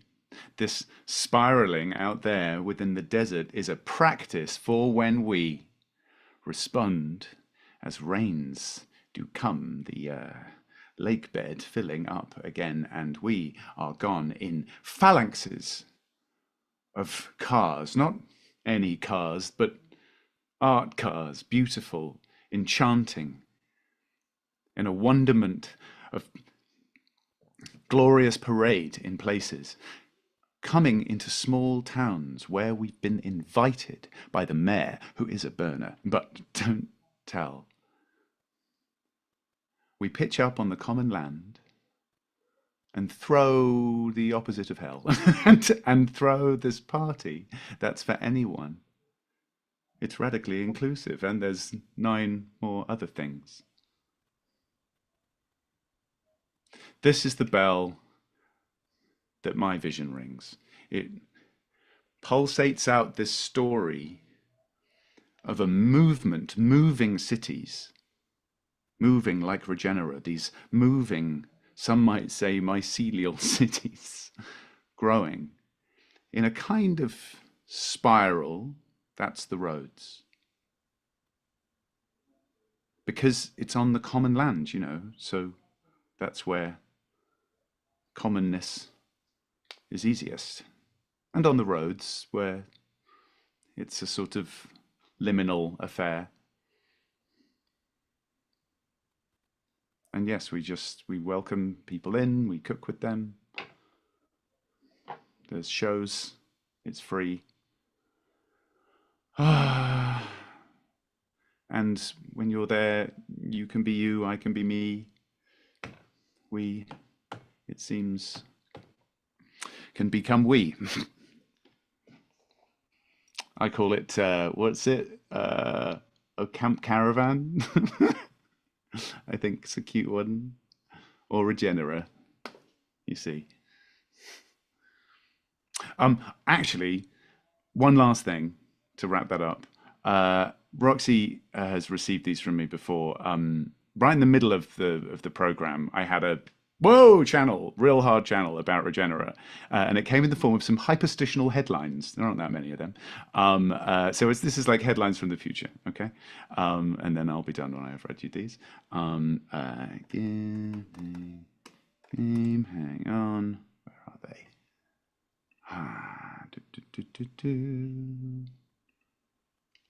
This may take just a moment. If you want to talk in the meantime, Dennis, I can look this up. I was just going to, I'll comment in between before Dennis goes, because thanks, Oscar, and I'm looking forward to this. And I'm going to find this other thing.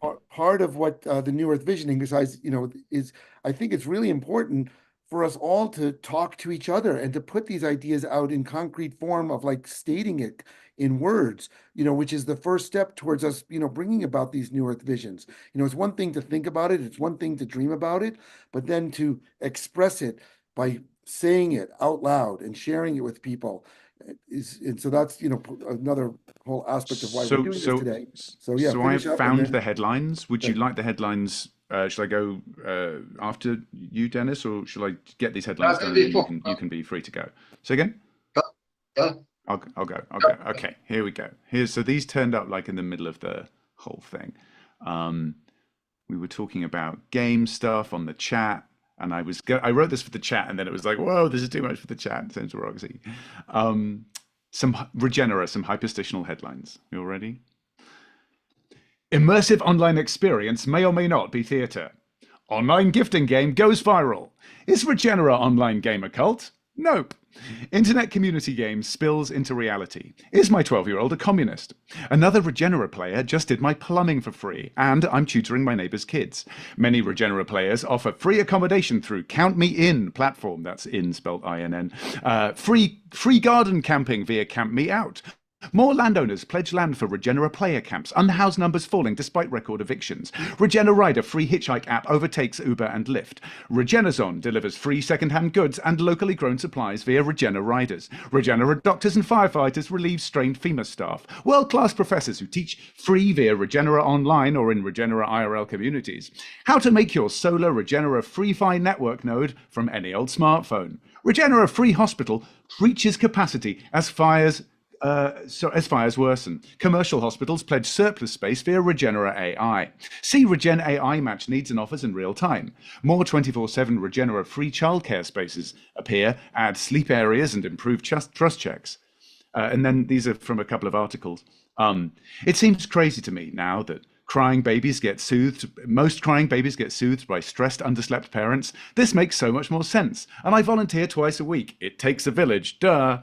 Yeah, I'm still part-time, but we're both quitting to go full Regenera in September, same as most of our street. We've been doing it for 5 months anyway. The only time we've used money this year was our final mortgage payments, which was easy with no other costs. Yeah, we have 2 Count Me In rooms. We mostly host other sport nerds, and so on. A flourishing of headlines and quotes that could begin to grow up through the cracks in the asphalt of climate disasters double, populist leader elected, border closed to, travel chaos, market crash, factions clash, troops deploy, riots intensify. It is coming, flourishing, that is right there, ready to go as soon as we decide to try it, cautiously at first. No one giving up anything they don't want to, and just giving exactly what they want when they want, but coordinated with newly possible technological sophistication multiplied by indigenous methods with no need for hierarchy. That is the point. Oh, and if you're wondering, but how will I pay my rent? I believe our old pal Bucky and his rebeamers like Stroopy and the van lifers and the communes and the monasteries and the kibbutzes may have a few suggestions. Not to mention our oldest ideas of all, kept alive and well by indigenous folks. And where?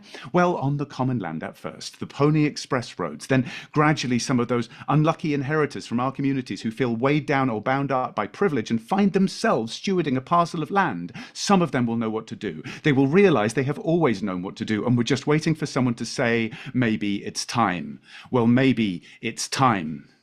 At first glance, some might think it's some sort of cult or curse it's communism with disdain, but on second glance, they will see there's no belief system, no leaders, no hierarchy, not even a single name for the thing, just an ecosystem of tools for full coordination of absolutely free agency achieved technologically. People doing what they want, when they want, using tech freely given to anyone who'd like to try it, running on old repurposed solar charged devices over a decentralized solar powered network that anyone can easily add a node to and no one controls, but which it is impossible to sell anything on. And here's the really crazy bit. As we scale and improve our ability to integrate gift economies at different orders of coordination, eventually villages, even towns, and so some cities start to become more regenerate than not, even entirely. Because folks who still live in the default will see how well Regenera and many of its siblings are working, how comfortably they welcome a swelling tide of refugees from war, persecution, climate change, and default competitive economies that accelerate exponentially, collapse, or implode. And they'll see that these same free gifting and mutual care systems can help handle climate emergencies as they become more frequent and government efforts become more strained. Are these crises unfolding something that free gifting and mutual care systems, solar-powered peer-to-peer networks of gift and care economy become part of most people's lives at the scale of Google? I mean, heck, maybe Sergey and Larry and Eric and Sundar and Sam and Ilya and Greg and maybe even Mark and Jeff and Elon all have epiphanies and gift exactly that to the world. They are burners after all. Aren't you guys?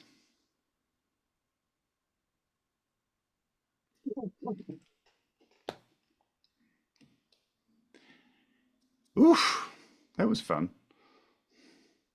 Timmy's clapping. Ugh.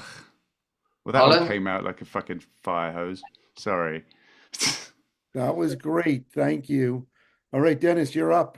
Dennis is Share up. your New Earth visions. All right.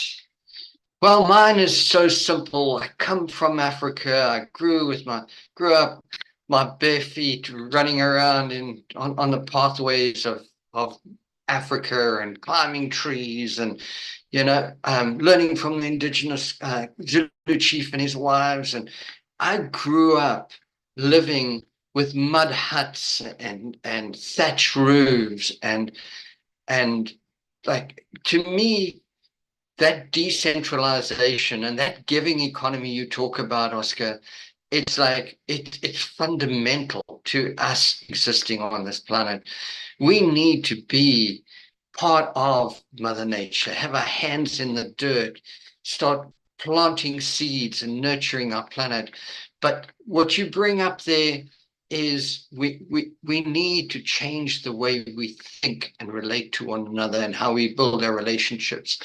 Harlan, I love that AI thing where it's got all of this like moss and whatever. To me, I see that as moss and leaves and and ferns and all growing around and spread out.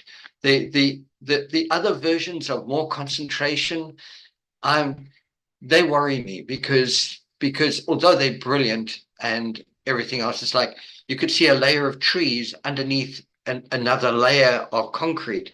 Those trees wouldn't grow because they're not getting sunlight, So it's like things like that are important. Oh, maybe what we'd have is in those areas you would have, I don't know, magnifying glasses to capture sun or curved glass to capture sun and radiate it into those levels. There's multiple things that we could do there, but I love the idea of sort of reclaiming areas of land where you can't normally grow and use things. Like in China, they've saved the loose plateau by going in there with bulldozers and creating terraces up the mountains and re-greening that region, saving it from soil erosion. And it's this we really need to regrow the ecosystems that support our lives. And that means we need to decentralize to me. Thank you.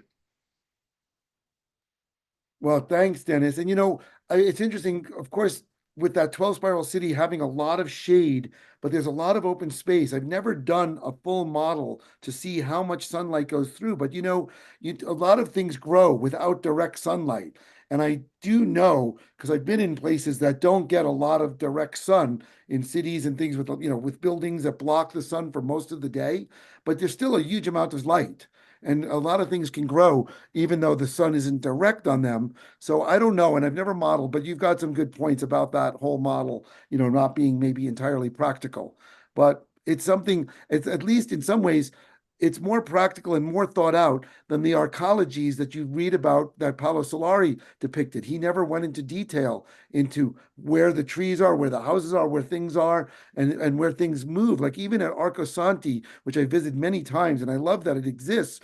There's not a really good a plan for how people flow through it or materials flow through it. And I think just like in an organism, he calls arcology city in the image of man, and that it's like a city is based on like a living organism. But if you look at your own body, there's a very detailed system for the way your blood flows and the way your nerves are connected, and everything is thought out in organs and systems. And also, things happen like everything that needs to take place in your liver happens in your liver. Everything that needs to take place in your stomach is there. It's not uniformly distributed throughout your whole body.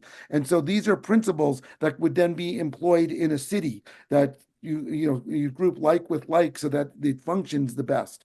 And that does happen somewhat naturally, but to even take it the next step further. So thanks for your feedback on that, and thanks for your vision, and thank you, Oscar. So if there's anyone else, if you, Oscar or Dennis, you want to just comment back a little bit, or we're close to our time limit, so I'd love to just hear some concluding remarks about before we move on. Yeah, I think if we did that city design and we had it very connected to the land around, so that people could and biodiversity and complexity and flows of animal movement, wild nature, sort of a rewilding around the cities, that would make a huge difference. It's like, so we could step out of the city into the wild, into nature, and live sort of happy lives because we are reintegrated with nature. So I think that might make a big difference. Absolutely. And that is the idea of making the three-dimensional city so that it's not a sprawl, so that right adjacent to it is very wild and open and natural land. And of course, in my visioning of it, I see it very, very organic, like even that the structure itself could be grown from trees that grow over time to support the spiraling ramps, that we're not building it out of steel and concrete, but it's actually the whole city is just growing very naturally, just tuning into the principles of nature to grow our, and it's in my book. Let me throw that into the chat. My website, Portal to the New Earth, if anyone wants to follow up, and you can see my book as a PDF for free, but I mentioned Mitchell Joachim's concept of the Fab Tree Hab, where he talks about growing houses out of trees. He's like, why do we take a tree, chop it down, chop it into pieces, bring those pieces somewhere, and then put them back together to make a house? Why don't we just take the trees and grow them into houses? Kind of like what you have behind you, Dennis. Not exactly, but just take it a step further, where we actually start to use the principles of life and to grow our cities naturally. And the sky's the limit. We're just limited by our thinking it's not possible, but it is possible. And so that's what I'm proposing, to inspire everyone to start to think, and we can all do it. And also, one of my favorite concluding remarks is people say, where are you going to get the money to build a city like this? And I'm like, you see that tree over there? Where did it get the money to grow? Did it pay the sun for this light? Did it pay the sky for the water? Did it pay the earth for the minerals? No, but there's this huge, amazing tree. There's no reason why we cannot create cities just like that. We just have to do it. We just have to get past that mindset that we have to be paid for everything we do. Everything is free at first. That tree that grew in the forest was free until someone came down, chopped it down, cut it up, and then made you pay for it. And the fish that you're eating for dinner tonight was swimming free in the ocean until someone came along and caught it and said, I got to pay for it now. So, we can get past all that. All right, we're almost at the end of our limit. So I don't know if we need any other closing remarks, but thank you so much. This was really great to be able to be here today to share this. Awesome. Dennis, do you have any closing remarks? I do, I think. Yeah, I was just, one of my dreams is to grow with monkey vines, like basket homes in the trees, between the trees. And that would be a growing rooms and homes, and where you're just weaving the vines in more and more complexity to create more and more rooms, and because they grow like crazy and they're very strong, and it would keep you off the ground and keep you away from predators, but it would just be, and then you would have like swing bridges between your I know we're going over time a little, so may just I want a quick closing. Yeah, do that, and then I know we may I want to be respectful of our time limit. A little something here. I just felt it tapping. Between the trees. That's right. That's where it was coming from. It says, between the trees. Between the trees, the roots are intersecting mycelial. In some supporting systems, subsystems to the rhizomes between the trees reach systems, and when one tree ails, the others feed them. When one tree ails, the others bring them nutrients. We have been weaving such a web. We're close now. How? The question is, how is what we've woven ready to let us live in that way, like trees, just giving?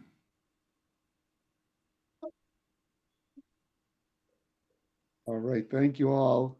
This is really appreciate you coming to share with me and everyone who's here. It's been an honor to listen to this conversation.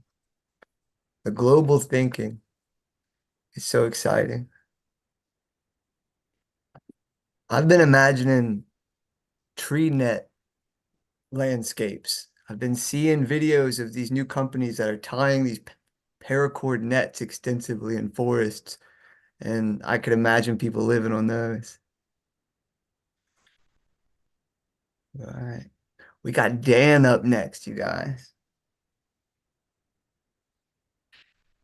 Dan is one of the most impressive geometric model builders I've ever seen.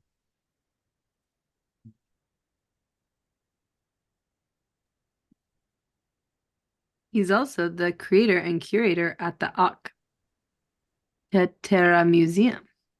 Octatetra. Octatetra Museum. Yes. And maybe Timmy, you can share a little bit about the discussion that we're about to hear from Dan. I just dropped it for you in the chat. It says a series of pictures and geometrical models created using Buckminster Fuller's octet truss and others using icosahedral symmetry. Dan will also discuss a way to combine the two to achieve coerced balance, and a special homage to Johannes Kepler's explorations with pentagons. I'm so excited for this one. Take it away. That term, coerced balance, was coined by my new friend Timmy, and I have adopted it. I like it. Okay, what shall I say? I'm a retired teacher with over 40 years experience at all grade levels and all subjects, but mostly math. I retired 4 years ago from my final position as a math tutor in the math lab of San Antonio College, where I specialized in what they call college algebra and also pre-calculus and trigonometry. And I used to be a go-to guy for that stuff. But if I tried to do it now, I haven't done any math in 4 years. I don't think I could tutor anybody in any of that stuff. Okay, so it's listed that the title is STEM to STEAM through 3D geometry. And that's the umbrella title for everything I do. STEM is science, technology, engineering, and math. And if you add art to that, you get STEAM. And why would you add art to it? Because you want to foster creativity and imagination. And imagination is more important than knowledge. Guess who said that? Can you see who it is? Albert Einstein. Okay, so with that in mind, first thing I'm going to try to do is see if it's still there. Okay, those are my most important links. I expect everybody should copy that down so you'll have it. Next thing is share screen. And we have this. Share, okay. And we need to go up to we need to go full screen and up to the top, and we're ready to go. Okay, there I am. Octatetra and beyond, and it's what Tim just read, so I won't have to read it. And those little logos up there are tetras intermingling into octas, octatetra. Does anybody know who this guy is? You can put it in the chat. Where's my chat? Oh, that's because I need to open, I need to lower this. I can't find it anymore. All right, well, I won't be able to see in the chat. If anybody wants to shout out a name, too late now, I will tell you that is Magnus Wenninger, the father of geometric models. And somewhere around 1978, I came across his book called Polyhedron Models. And that's what got me started. And the first thing you learn is about the 5 platonic solids.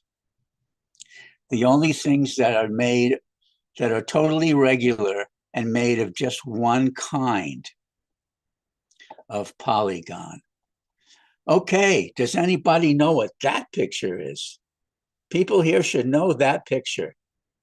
Anybody want to unmute and shout it out? Tell us more. Say it again. It's a tetrahedron and an octahedron. Yeah, that's right. And whose picture is that? Man, I don't know. Way back when, huh? I bet it's That Bucky. is Bucky Fuller's patent picture for the octet truss. It's an ice cream cone. I missed that. Okay, so here we have some examples of octet truss. And we see the octa up there. When you see the arrows when I move like that, when I move my cursor, I don't know. And there's the tetra. There's some more of it. Yes, And we see your cursor move. You can? Yeah. Good, okay. Yes. All right, so tetra, octa, cube, and cube octahedron, otherwise known as the vector equilibrium, the basics of the isotropic blah, blah, blah. And isotropic metric mesas, you can see in the center of that last one, there's a cube octahedron in there. Okay, what's this guy doing here? Alexander Graham Bell. This lady wrote a book with a prologue by Buckminster Fuller. They had a conversation. She says, it seems to me that Bell's tetrahedron, which he developed while working on kites, is very like your geodesic structure. When you developed your structures, did you know about the work of Alexander Graham Bell? He says, no, Bucky says. I was astonished to learn about it later. It's the way nature behaves. So we both discovered nature. It isn't something you invent, you discover. I call it the octahedron tetrahedron truss. Now, this picture was drawn by Leonardo da Vinci. And this is the Stella Octangula that Timmy mentioned. And no one seems to know if he knew that you could fit an octahedron in those spaces. But this one is from 1568, and it clearly shows that the octet truss goes all the way back to that. Okay, so I decided to make some octas and make some tetras. It takes two blue ones to come together, two square-based pyramids. These pictures are from 1997 when I started, and I was putting them together with paper clips, and there's a bigger tetrahedron. One is hollow and one is not. And you can also put them together to make a larger octahedron. And then you could fit them together like that, or even make a hexagon like that. So those are my early experiments. This one is pure octatetra. This was done by, this is a group project by a group of students that were like 8 to 12 years old. And they wanted, the people that asked me to do this at the Southwest School of Art, they wanted the kids to do a group project. So I did it, but I really preferred for them to do individual projects because they didn't have anything to take home. I was with them for a week of mornings. This is also pure octatetra. But this looks like pure octatetra, but you will see in the corners, there is a structure that's kind of cubic. And that's because I cheated. I put 4 half octaves together and then filled in the other sides so that it is an augmented cube. And by just that little cheat in the center, I was able to build out further and make that model. Okay, that brings us to the new section here. We have the icosahedron, the dodecahedron, and the analogous to the cube octahedron is the icosahedron. It alternates triangles and pentagons. The icosahedron has 20 triangles. The dodecahedron has 12, and this has the same 20 and the same 12. And involved with every pentagon is the golden ratio, the ratio of the diagonal to the side. Now, this shows something that you can't do with pure octas. The 5 of them coming together have a gap.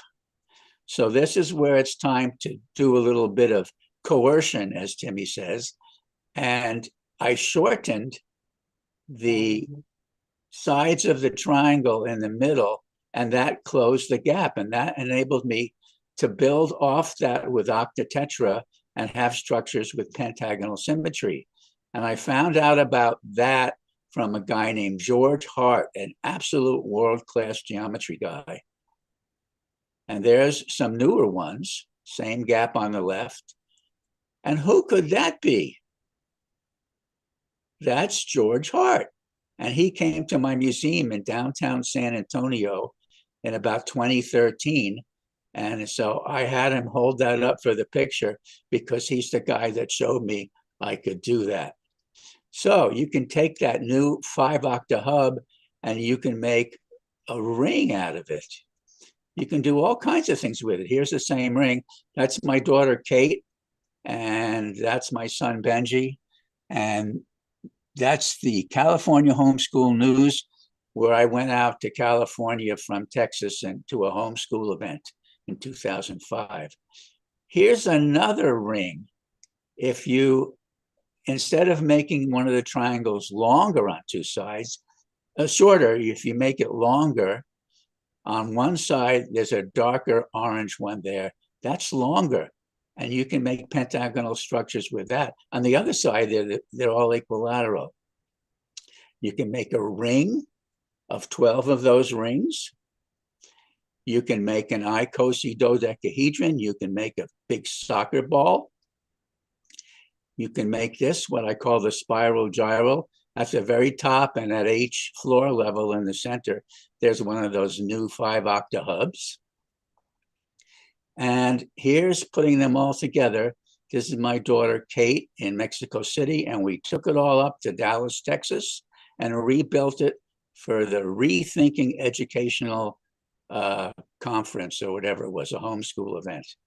And this employs some of the same principles. This is the air traffic control tower that I built at San Antonio College, where I was a tutor. And after 18 months, it fell over. I had to take it out.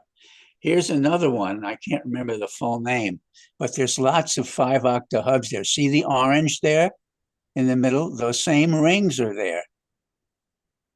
And this brings us to a new chapter called octas only. There are things you can do with octas only. You can't make a 5 octahub, but you can build these. And so it's a ring of 12, and they interconnect. There's 3 of them. There's 6 of them.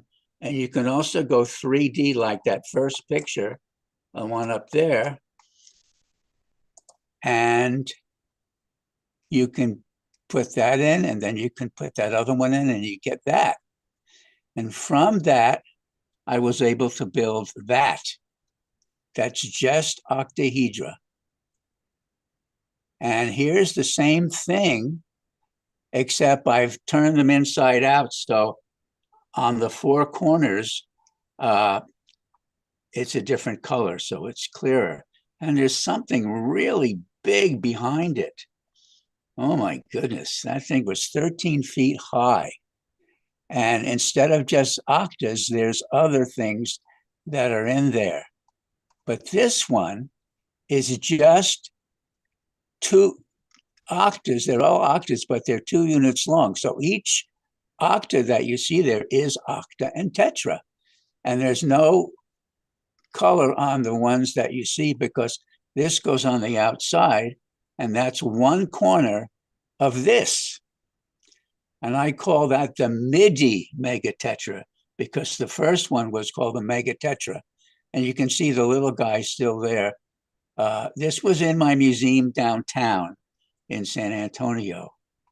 And I recently, when I closed up my museum about a year ago, I donated it to a school, the Harmony School of Innovation, and put it in that space.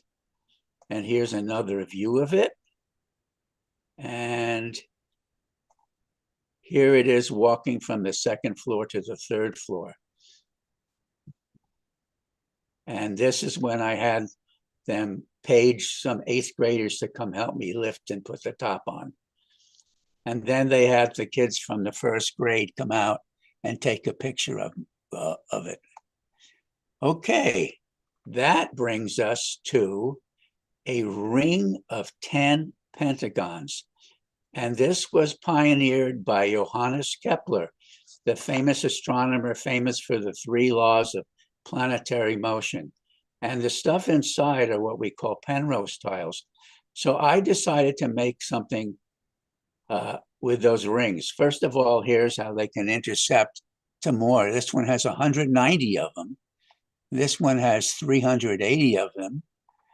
And these are all models in what I call octatetracity. And this is going to be the Kepler Ring of Pentagons monument. And here's the floor plan, the same ring of 10, but we have Penrose tiles on the outside also. If I were at a place to put it indoors permanently, I was going to make it on a base that was carpeted. And here it is. I had this space for 3 days only. And this shows the entrance, those orange cords, so the entrance, and there's an exit on the other side. So that's walk-inable. This is just some of the early things I did with it before it was complete. You can see that there's 2 of those 5 octahubs, and you will get a bigger ring, a pentagonal ring. And by having a vertical and going one way at one level and one way at the other, you can make adjacent rings intersect.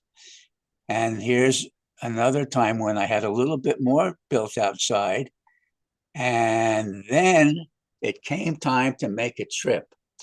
They're going from San Antonio, Texas, to a place called Darien, New York, outside of Buffalo, where I was going to build it at a music pop festival called the Paradise Festival.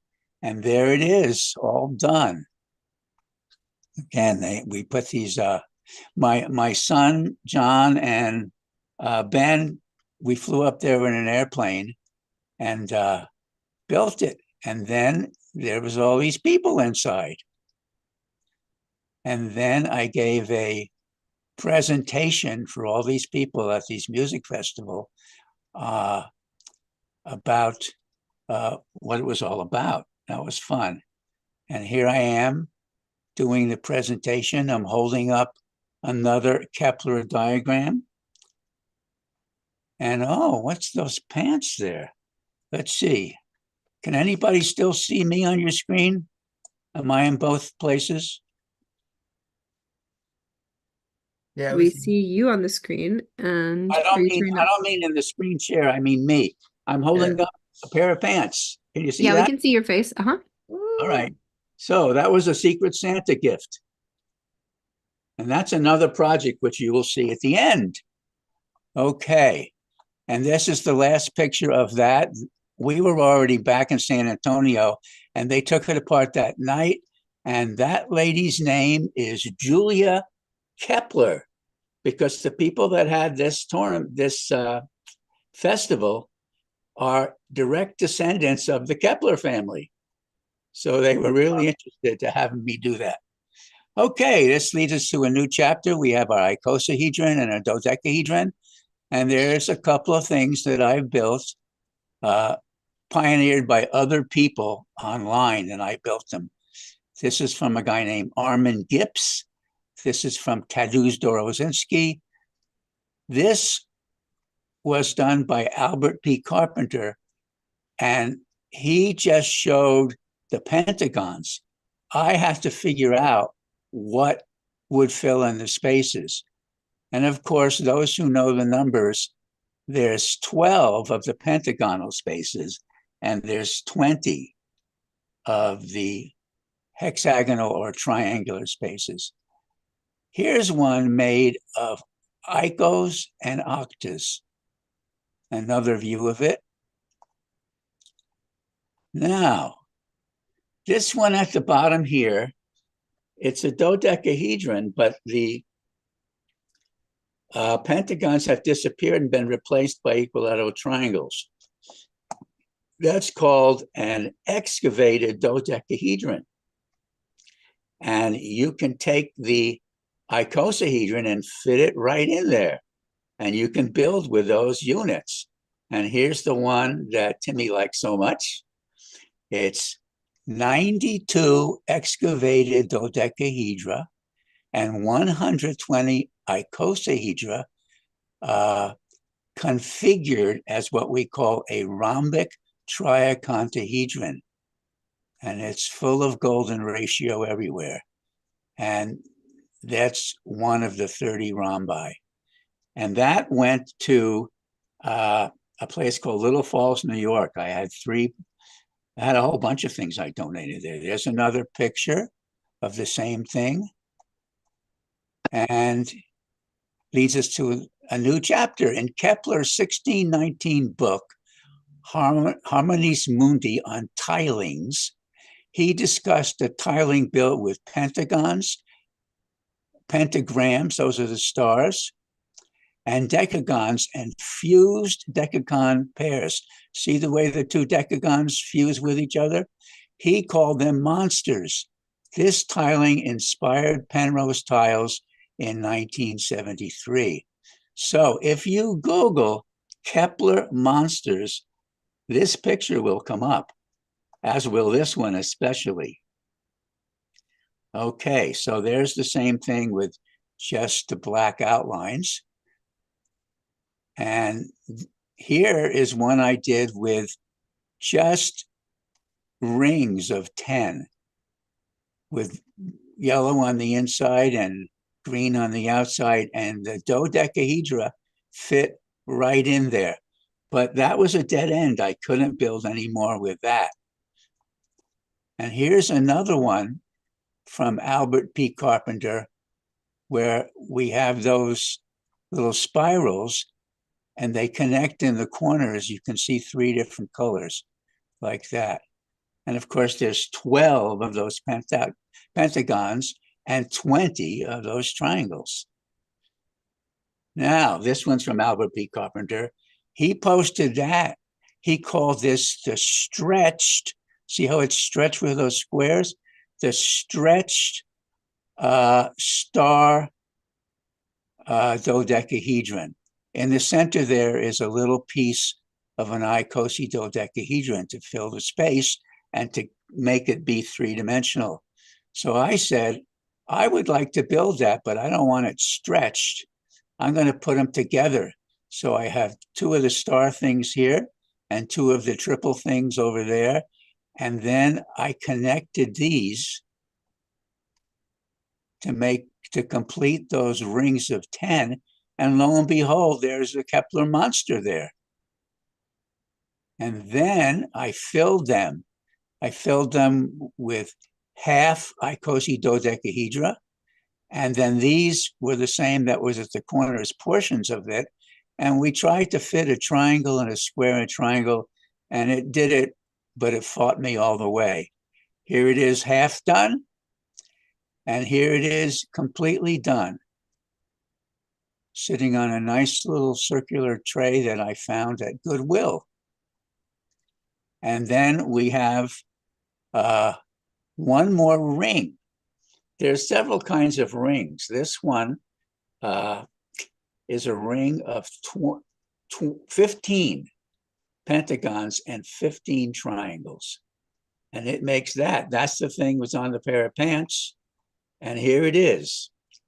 That's called 60 tripenta prismatic rings configured as an icosahedron. And that's in my new museum, which is in my garage. And there it is. They gave him how many minutes, but he finished up quick. Put you back on schedule. So let me close that. If that will close, oh, stop share. Okay, stop share.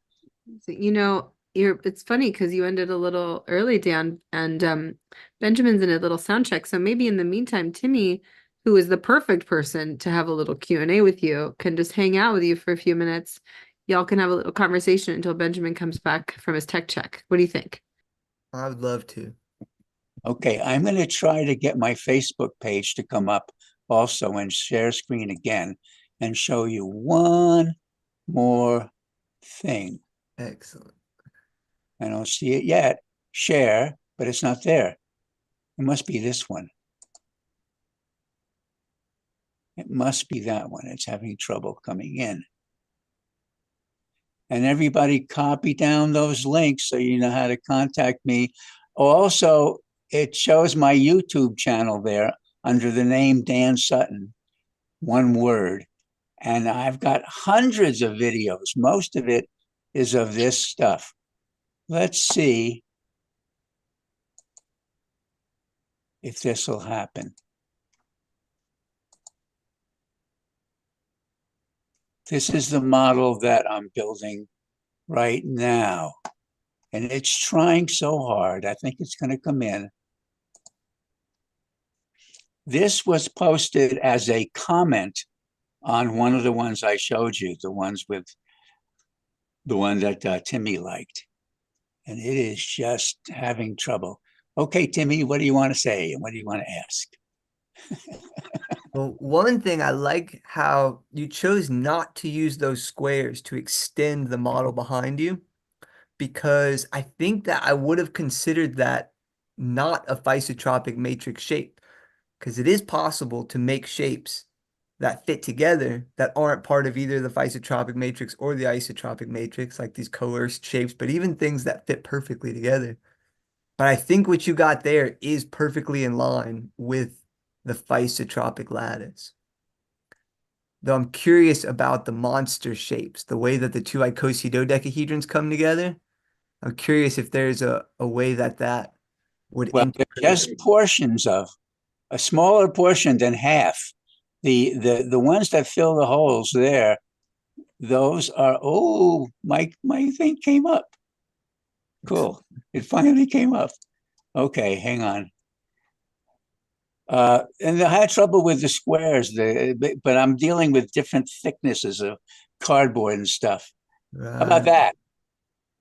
You like that? Hey, screen share again. Are you seeing that? No, I'm not seeing it. Oh, well, it should. Man, now that it came up, let me see if I have properly screen shared. Stop video. Oh, I hate technical difficulties. Share screen. There we go. Share. All right. Oh, wow. How about that? That's by Tadeusz Dorozinski. And he had two of them. They had different centers. This one has 6 dodecahedra. Let's make that big. And this one had a thing for the hub of 10 dodecahedra. So does this qualify as isotropic for you? That's a good question, and it's hard to say with some of these. I see the dodecahedrons touching each other face to face, and Yes. I'm not sure if that actually happens.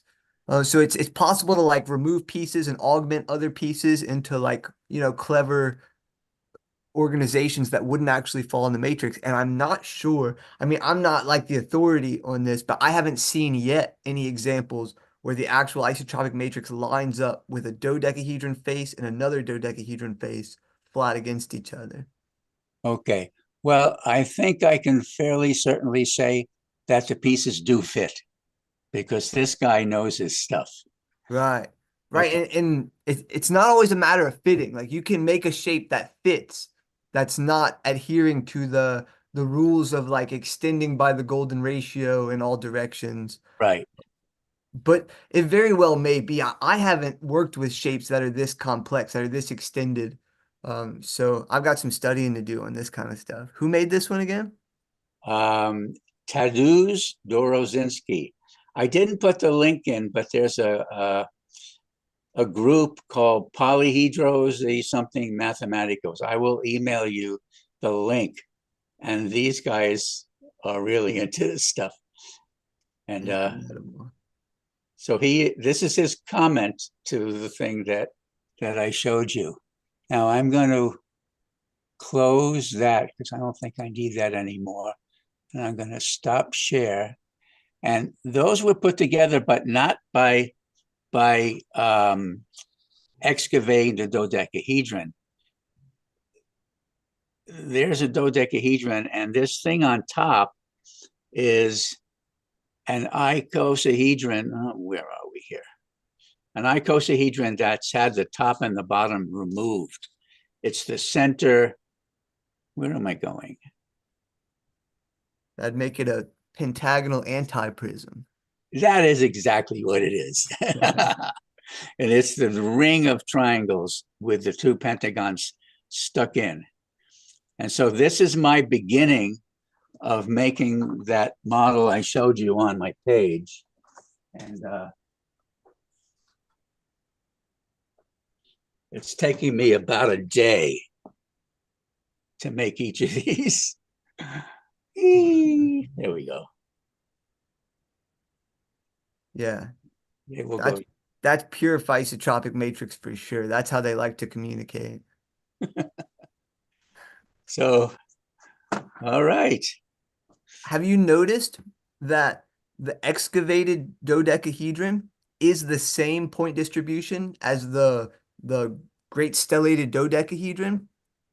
The star that comes out of the icosahedron when you extend all of its edges, that's the same geometry as the excavated dodecahedron. Okay, I'm gonna go and grab one more. I have to go around this way. And I have to go over here.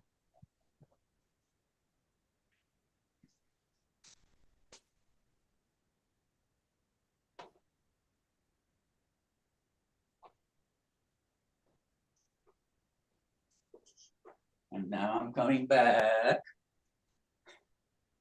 What we got? Here I am. Okay.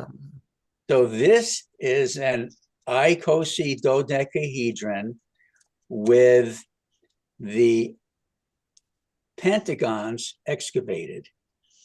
So this has 12 times 5 is 60 up here, and it has 20 triangles. And this is actually easier to make than the excavated dodecahedron. That one fights with you all the way to push. Oh, hey, let's close it out. We're about to jam out with Benjamin. Thank you so much, Dan. This has been incredible. That has been fun. I hope people liked it. Visit my page, email me, see my YouTube channel. Especially, I mean, there's hundreds of videos there of these models and other stuff. If you're just joining us, which I've heard a number of people are, that is Dan Sutton, part of the third cohort of DSS, going through a number of incredibly intricate Bucky shapes with another resident shapist, Timmy, who's been hosting this last little section of the visions and shapes and past and future and present imaginings of our trash series. Here at Regenera, I am Miss Emma, and it is my pleasure to say hello to Timmy. Hello, hello. Good to see you. Good to see everyone and Roxy. I had to excuse myself for a second and put on some lipstick because if you've been paying attention and following along back at home, it is officially Saturday night, ladies and gentlemen. And we've just wrapped up a wondrous stretch of talks and expressions and artist talks. And we're going to move into a bit of a celebration. And I'm so grateful to be here ushering in some of the next performances. It's been an incredible day here at Regenera. I'm sure some of you have been on and off. Some, such as Roxy, Suparna, and so many people behind the scenes have been here all day, manifesting their previous dreams into whatever they can grind out of reality, given the current nature of the challenges in the last 48 hours.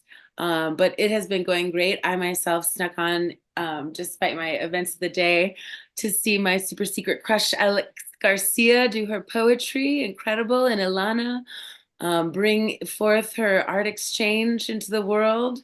And introduce it to us. There's been so many incredible performances and talks and exhibitions today. I'm just so happy to welcome you into my favorite part of the day, the night. And we've got Benjamin Life lined up here, ready to sing us sweet nothings into the next series. Benjamin, are you ready? Are you live? Are you feeling the warmth from the room? I am. Hello. Everybody unmute yourself and give a little Saturday night. Yeah. There's some voices in the room for Benjamin. I had just one more little thing I wanted to say. Oh, please, please. I'm from the first cohort. Oh. Instead of the third. Ah, but I saw your information on the third cohort. Well, we'll discuss all the details later, but yes. And you can find Dan Sutton on YouTube. He's got an extensive channel where he discusses his shapes and Bucky's shapes, of course. Oh, gee. Thank you. Thank you for that correction. And the last thing is that Alexander Graham Bell made his kites because he wanted to fly, just like Timmy. Okay. Just like me and so many here. Let's fly. Let's fly. Benjamin, take it away. Oh, well, thanks everyone. It's always such an honor and privilege to be in this community. I was part of cohort 2, and I've loved coming back and getting to meet the new cohorts that have been participating in this incredible process.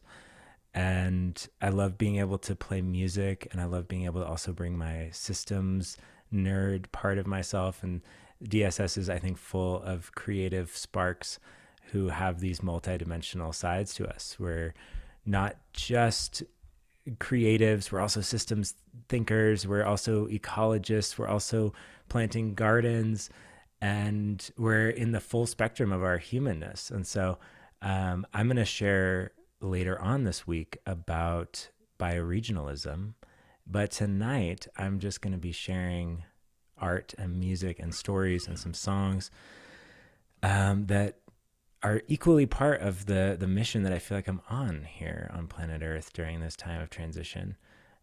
Because as I think everyone who's shared today has expressed in their own ways, the changes that need to happen on the planet, often start first inside of the human heart and in the way that we see ourselves, in the way that we see the planet. And there's no better way to shift how someone can connect to their own heart and connect to seeing the world and being in the world in a different way than through meaningful, powerful, artistic expression.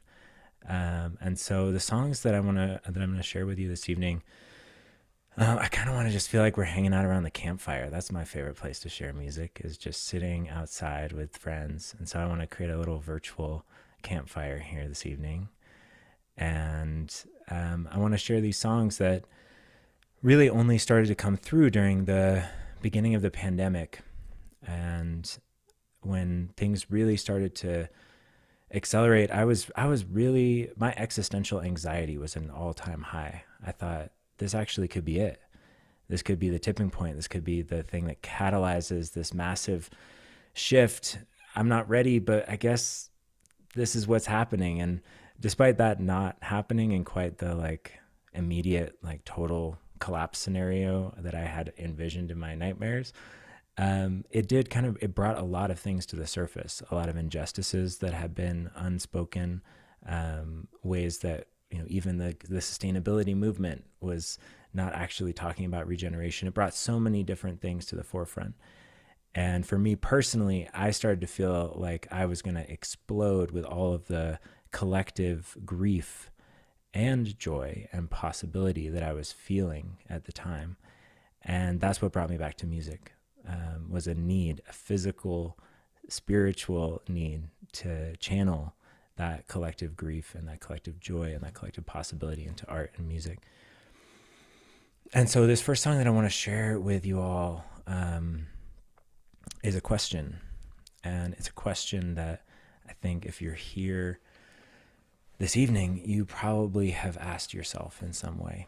And it's called, Is There Another Way?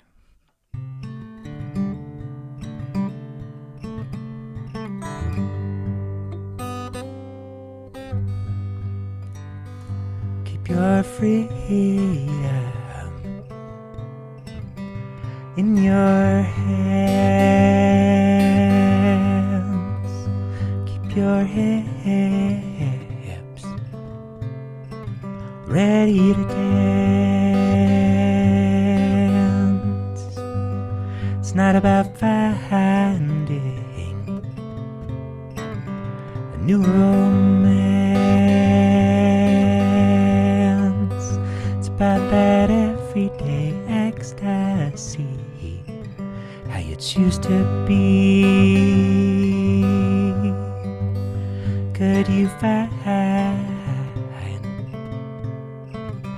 another way? Could you find another way through the pain? Nothing nothing's clear. I've been trying to disappear, caught a ride on this great machine, trapped inside the way things have been. Could we find another way? Could we find another way? They say love, but it starts when they say to miss the mark is to live in sin. And I know that I've been a sinning man, trying to begin again. Could I find another way? Could I find another way?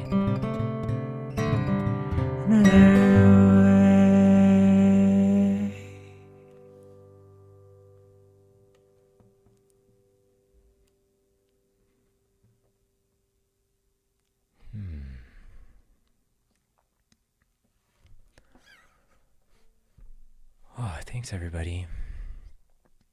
I think my favorite line in that whole song is, I caught a ride on a great machine, trapped inside the way things have been. And sometimes I feel like that a lot, actually. I go to the grocery store, I go out in the world, and like, I didn't choose this. I didn't choose to be part of capitalism. I don't want to have to exchange my life force energy for money in order to survive. Who set this thing up? And I think is that feeling of being inside of a world that's collapsing while participating and giving birth to a new one.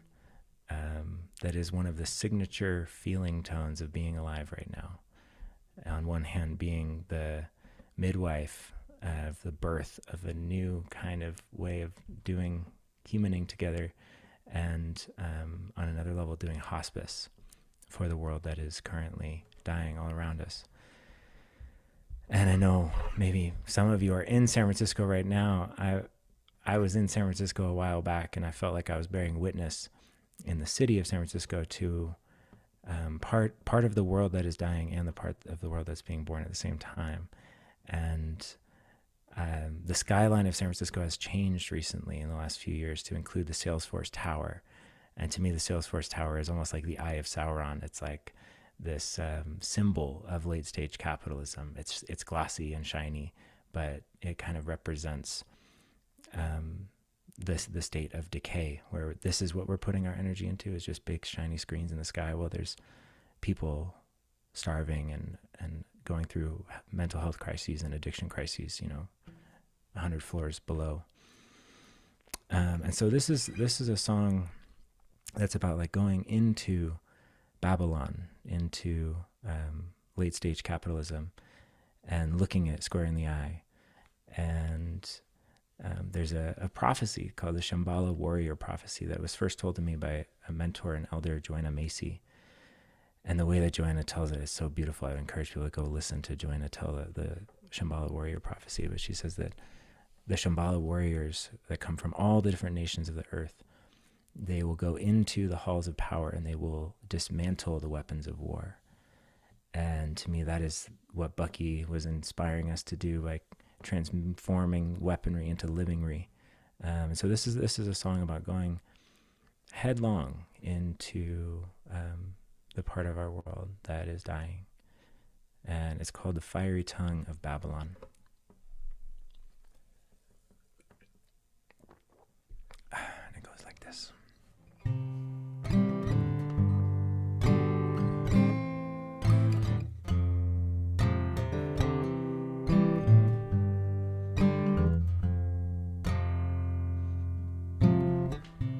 Fiery tongue of Babylon licked me like an atom bomb. I screamed, Mama, what's gone wrong? But no one could hear my calls at all. The fiery tongue of Babylon spits riddles, keep you circling the drain. Standing iPhone lines drenched by the acid rain. If you ask the same questions, you get the same refrain. But it was always going to fall. Even if you don't tear down those walls, it was always going to fall. Even if you don't tear down those walls. But it's a mystery to me how it sticks around. With people taking drugs just so they can stick around. And even if the markets all are drowned, we're still keeping all of the lights on. 'Cause there's certain things you're not allowed to say. Some sacred cows to whom you always must pray. And if you ever try to find your own way, well, they'll try to burn you right down to the ground.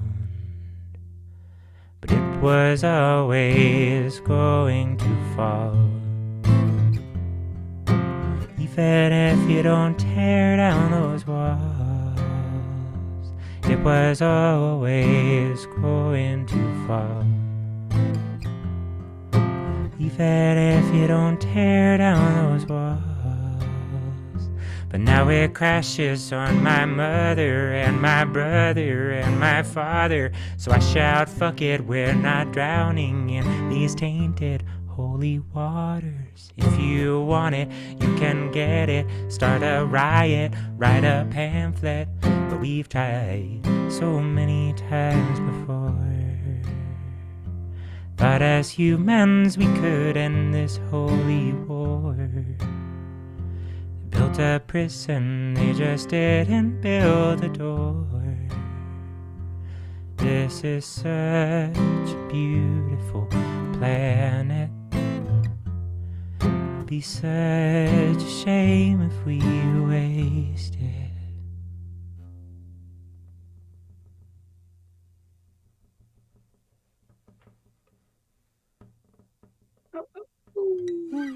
Ooh.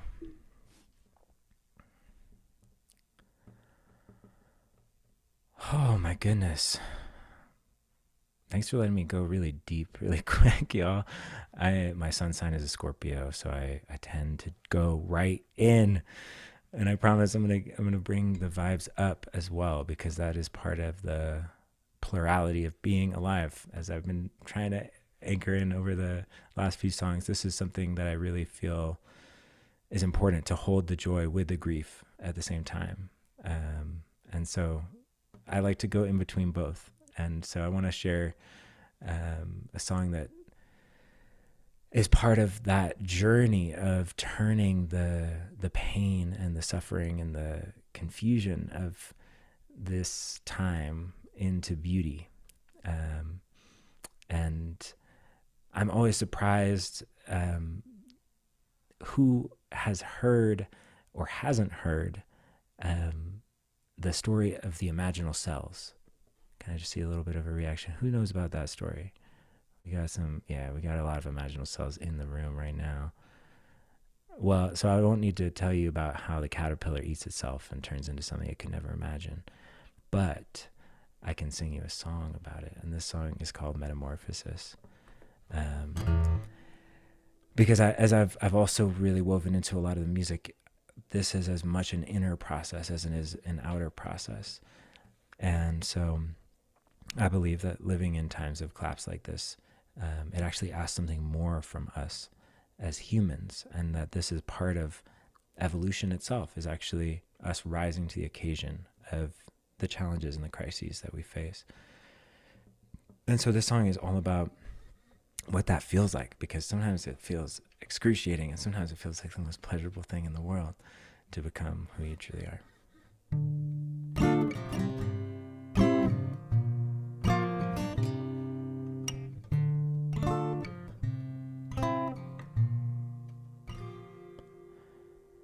This is life, this is love, this is creation pouring through me. I can feel myself begin to change. It all becomes whatever it wants to become. I just pray you use me well. I am a hollow bone for all the love that's flowing through my every pore. I surrender, I release all that is not meant for me. My heart's an open door. I find tender, sweet relief in knowing I am infinity. I am tender, I am sweet, and I am growing towards the light I know myself to be. This is life, this is love, this is creation pouring through me. We all break open eventually.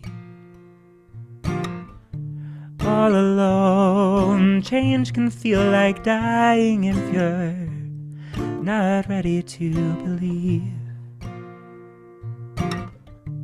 In the dark, I am dissolving into what I could never conceive. I am this beautiful unfolding as I learn to listen and receive. This is life, this is love, this is creation pouring through me. It's all happening at once. I transform all this heartbreak into greatness. It was always by design. I'm adorned with shining wings that wrap around me. They were inside all along. Pushing past all the pain I'd built around me, I am finally reborn. This is life, this is love, this is creation pouring through me. It's all happening right now.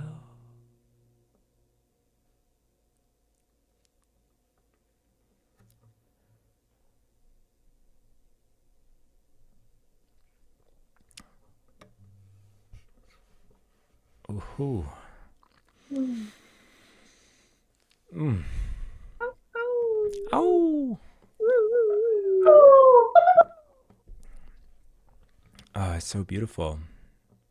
I'm just relishing in the beauty of getting to stream through these. This is to me like the essence of why I do what I do, and I don't get to share it that much.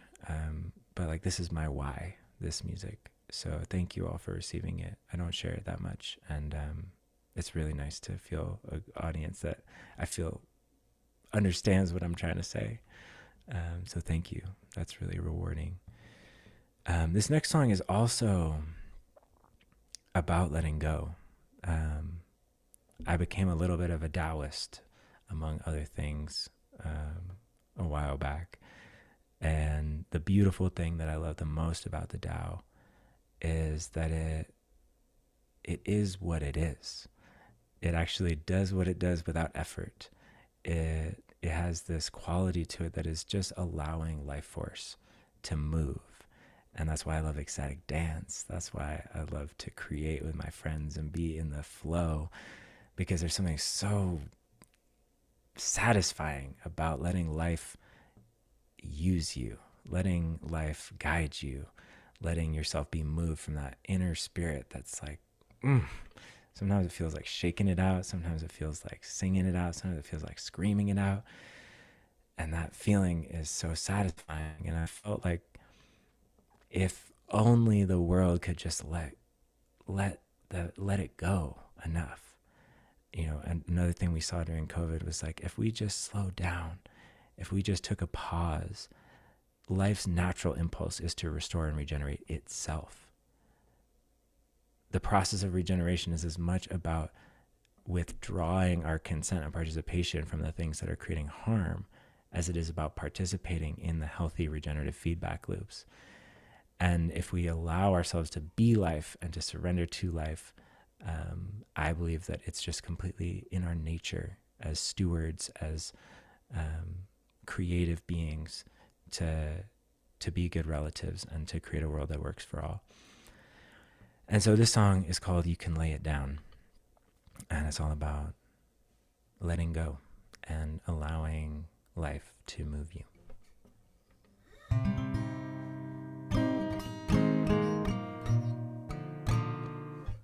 Let's see, let's try that again.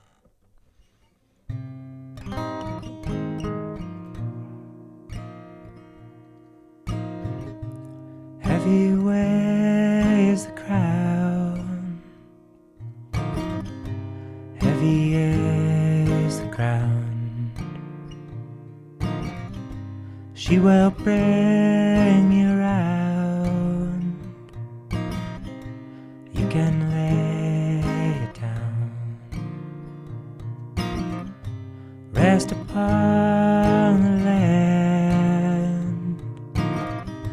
Castles made of sand. Forests older than man. You can lay it down. Life herself is yearning, the greatest of the turnings, rising as it's burning. You can lay it down. You can lay it down. You can lay it down. Lay it down.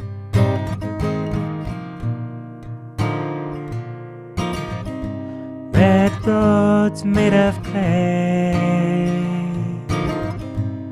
all nations praise the day. We surrender to the way. You can lay it down. Paradise was never lost. We just had to pay the cost. Sacred blood on the cross. You can lay it down. Benevolence and wisdom, healing every schism, realizing true religion. You can lay it down. You can lay it down. You can lay it down. Lay it down.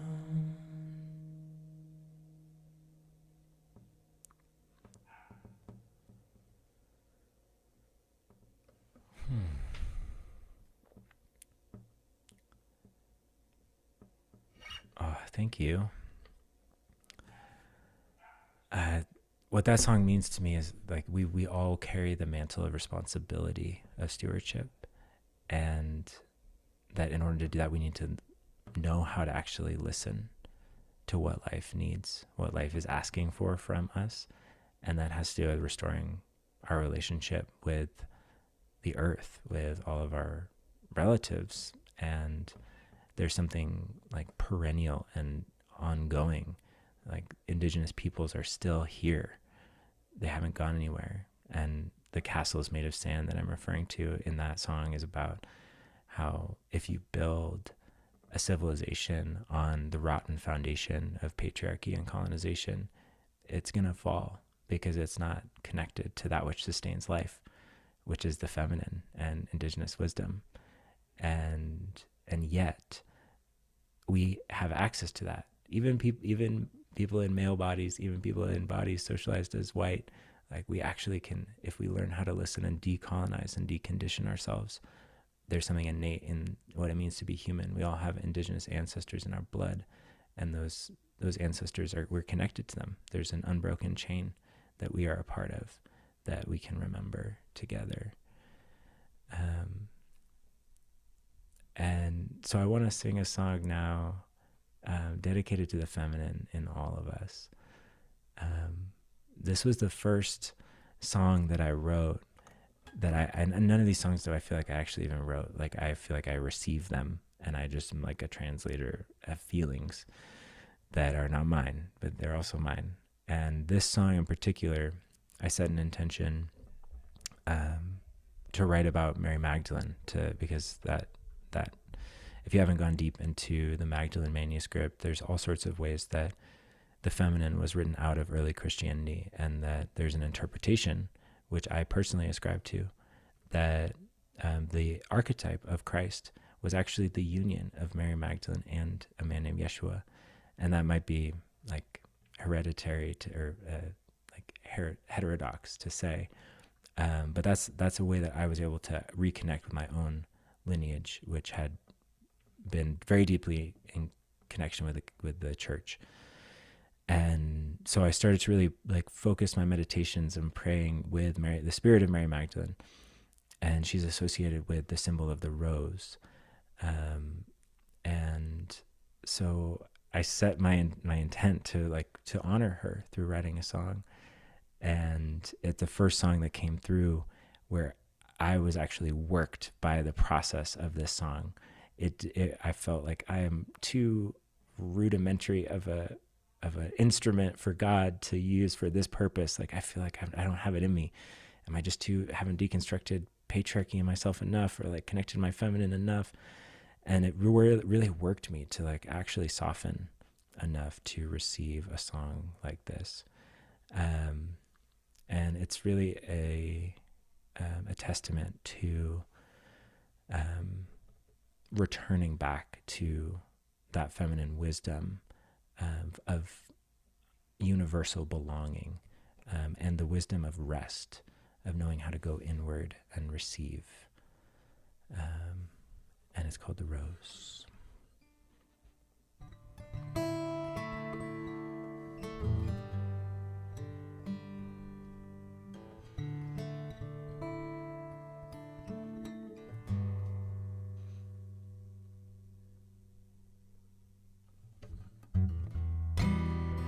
Call her the rose,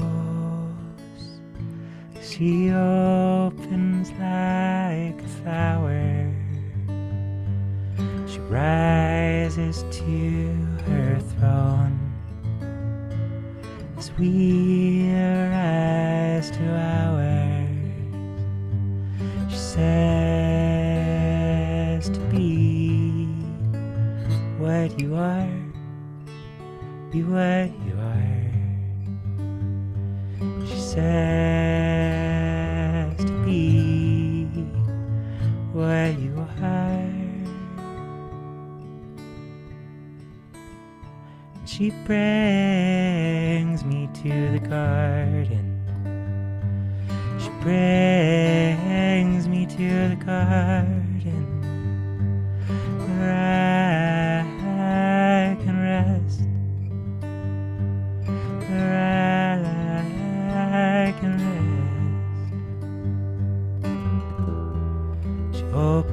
opens her robes to reveal her tender power.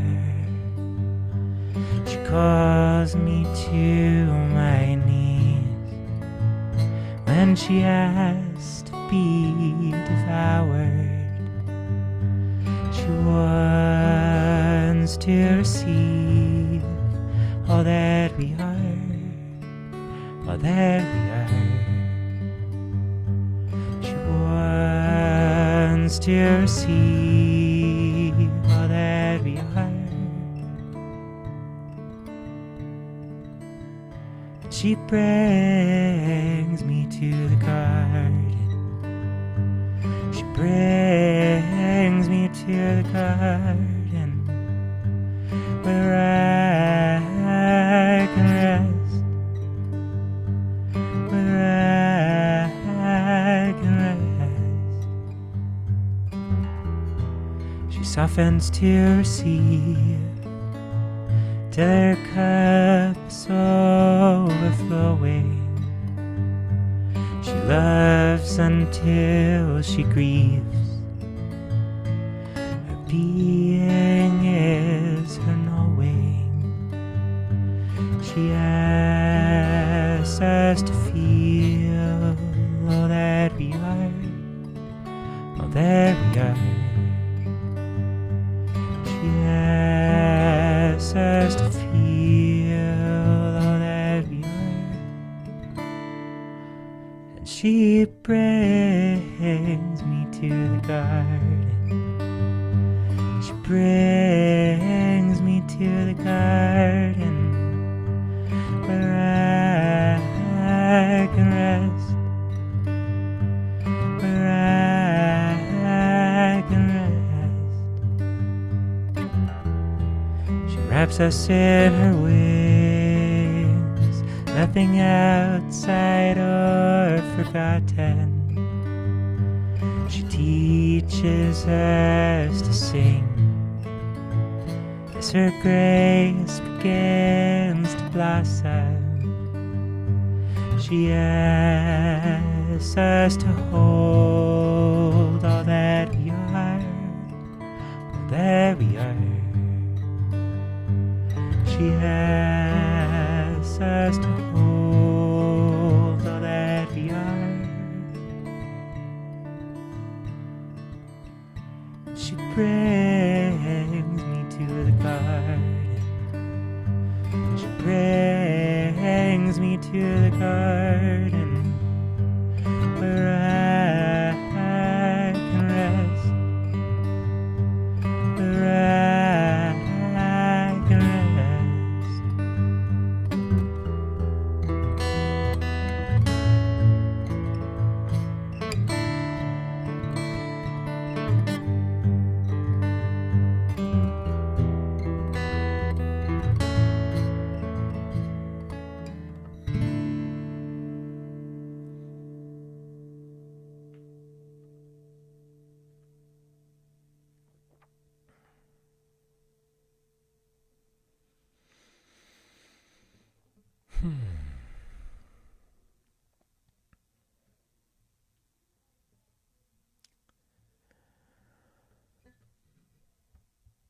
the reason I love connecting with these different archetypal beings is because I feel like they hold a kind of frequency.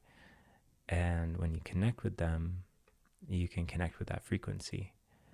And so when I close my eyes and when I'm singing that song, when I feel what Mary Magdalene means to me, what this feminine unconditional love means to me, is that every part of me is welcome. Every part of me is okay. Just being exactly the way that I am. And any like internalized story of not enoughness or not belongingness or self-exile or self-betrayal, when I connect to that spirit, it helps remind me like I do belong. I am beautiful and whole exactly as I am. And any reason that I've ever believed that I wasn't, I don't accept. And that is the healing power of that kind of being. gosh, there's like at least 2 more that I'd like to do. Can I do 2 more? How are we doing? 2 more? Okay, great. Because I wanted to play one song that, before the last song that I want to play, that I wrote for the design science community. I was on this very call 2 years ago. I think it must have been 2 years ago, 2.5 years ago. And I saw all the faces of all of the artists from all around the world. And I couldn't stop crying. I was so overjoyed that like we're part of something that's so much bigger than us, and that the earth, Gaia, is calling her children back to her all over the planet. And that brought me to such tears to feel that we actually are a human family, and that those of us who are responding to this call of the earth, we found each other in this online community. And thank you so much to Roxy and to everyone who's made the Design Science Studio a reality. I feel less alone in the world, knowing that there are other people out there holding this vision of a world that works for all with me, alongside me. And so I wrote this song in honor of those people, us here gathered, who are listening and heeding that call. And it's called Who We Are.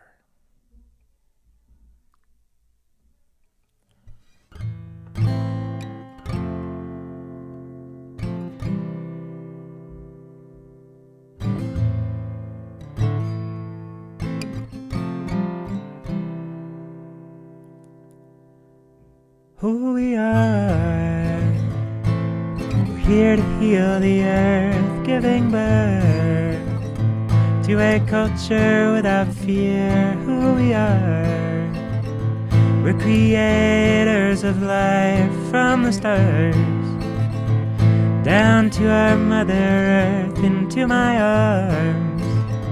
Yes, humanity can fall into my heart. Yes, I will feel it all. I'll give it all. Give it all I've got. I'll give it all that I've got. We're not very far. Yes, the sun is on the rise in the dark. Yes, the light shines from inside. Give it all. Yes, I'm all in for all life. Love it all. Because bliss is our birthright outside of time. Yes, this moment is what's real, our origin. It reveals what's been concealed. I'll give it all. Give it all I've got. I'll give it all that I've got. I won't pull away. Yes, even through the pain, I'm here to stay. Won't you walk this path with me? I will convey that you belong until the day we are standing arm in arm.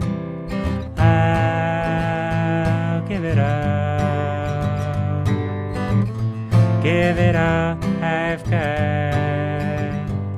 Yes, I'll give it all that I've got.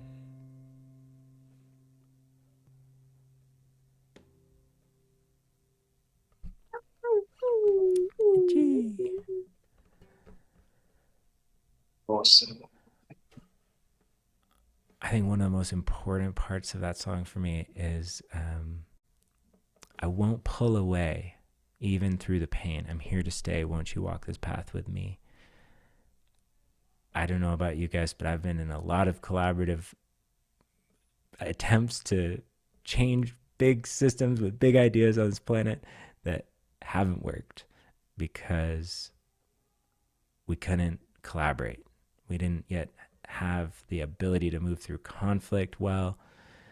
I don't know if anyone else can relate. Attempts, really sincere attempts. No one's actually wrong, but we struggle to actually do it together. And so my prayers is like our maturity in our ability to like stay with the trouble, stay with the initiation of doing this deep work together, because it ain't always going to be easy, and we need each other. So that's one of the big parts of that song. It's like we're actually on this journey for life. I've said this to Roxy. You are my sister for life. We are on this journey together for life. We are doing it for life, and we are doing it for the rest of our lives together. And that's real solidarity to me. I want to close out with a song that really invokes who we get to become when we rise together. This song is inspired by a mountain that I looked out across at every day that I lived in New Mexico, and in the traditional language of that place, the meaning literally translates into man who holds his head up high. And that spirit, I feel like, is like, I look around and I see, oh, you're in your greatness. You're in your greatness. Like, we're all in our greatness here. And so this is a song about rising into that greatness in service of life, in service of the whole.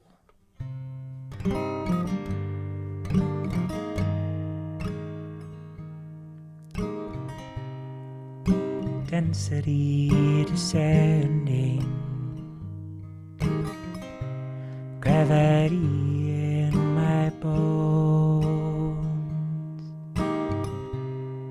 humanity ascending, together and alone. Let it rise, let it die.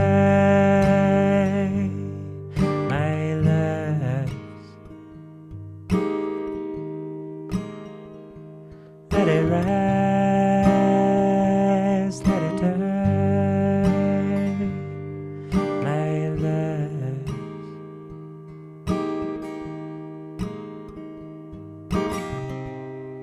Our world is ending, our planet giving birth, our consciousness descending into the body of the earth. The next Buddha is all of us. The next Jesus, you and I.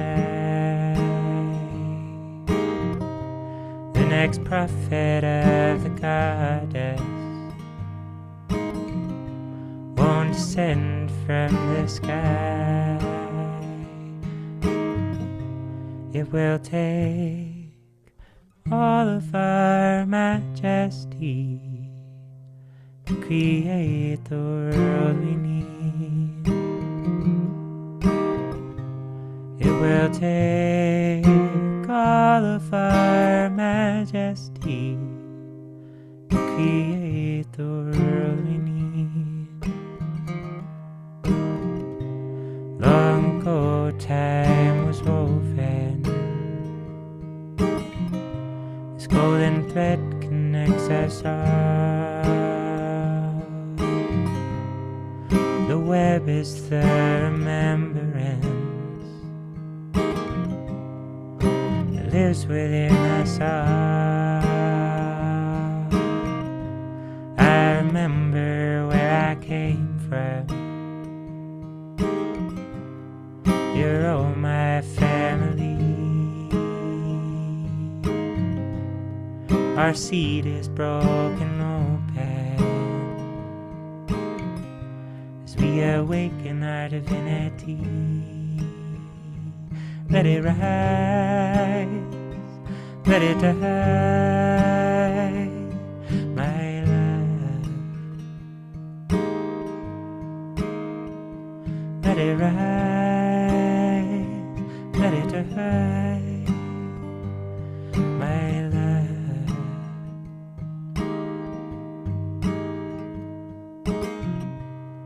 I honor your shadow. Our shadows are the same. It's the code that we carry as we adapted to pain. I place my life on the altar of who I choose to be. I remember we are holy, we are sanctified,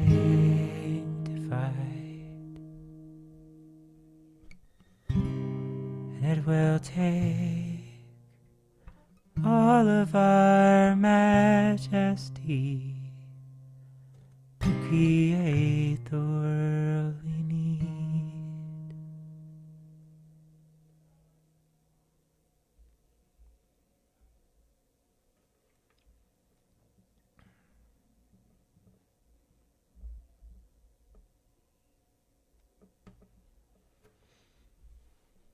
Sibling. Mm. Thank you. Thank you, thank you, thank you, thank you. Oh, I am so grateful for your yes to the music that wants to come through you. It is such a gift to the world.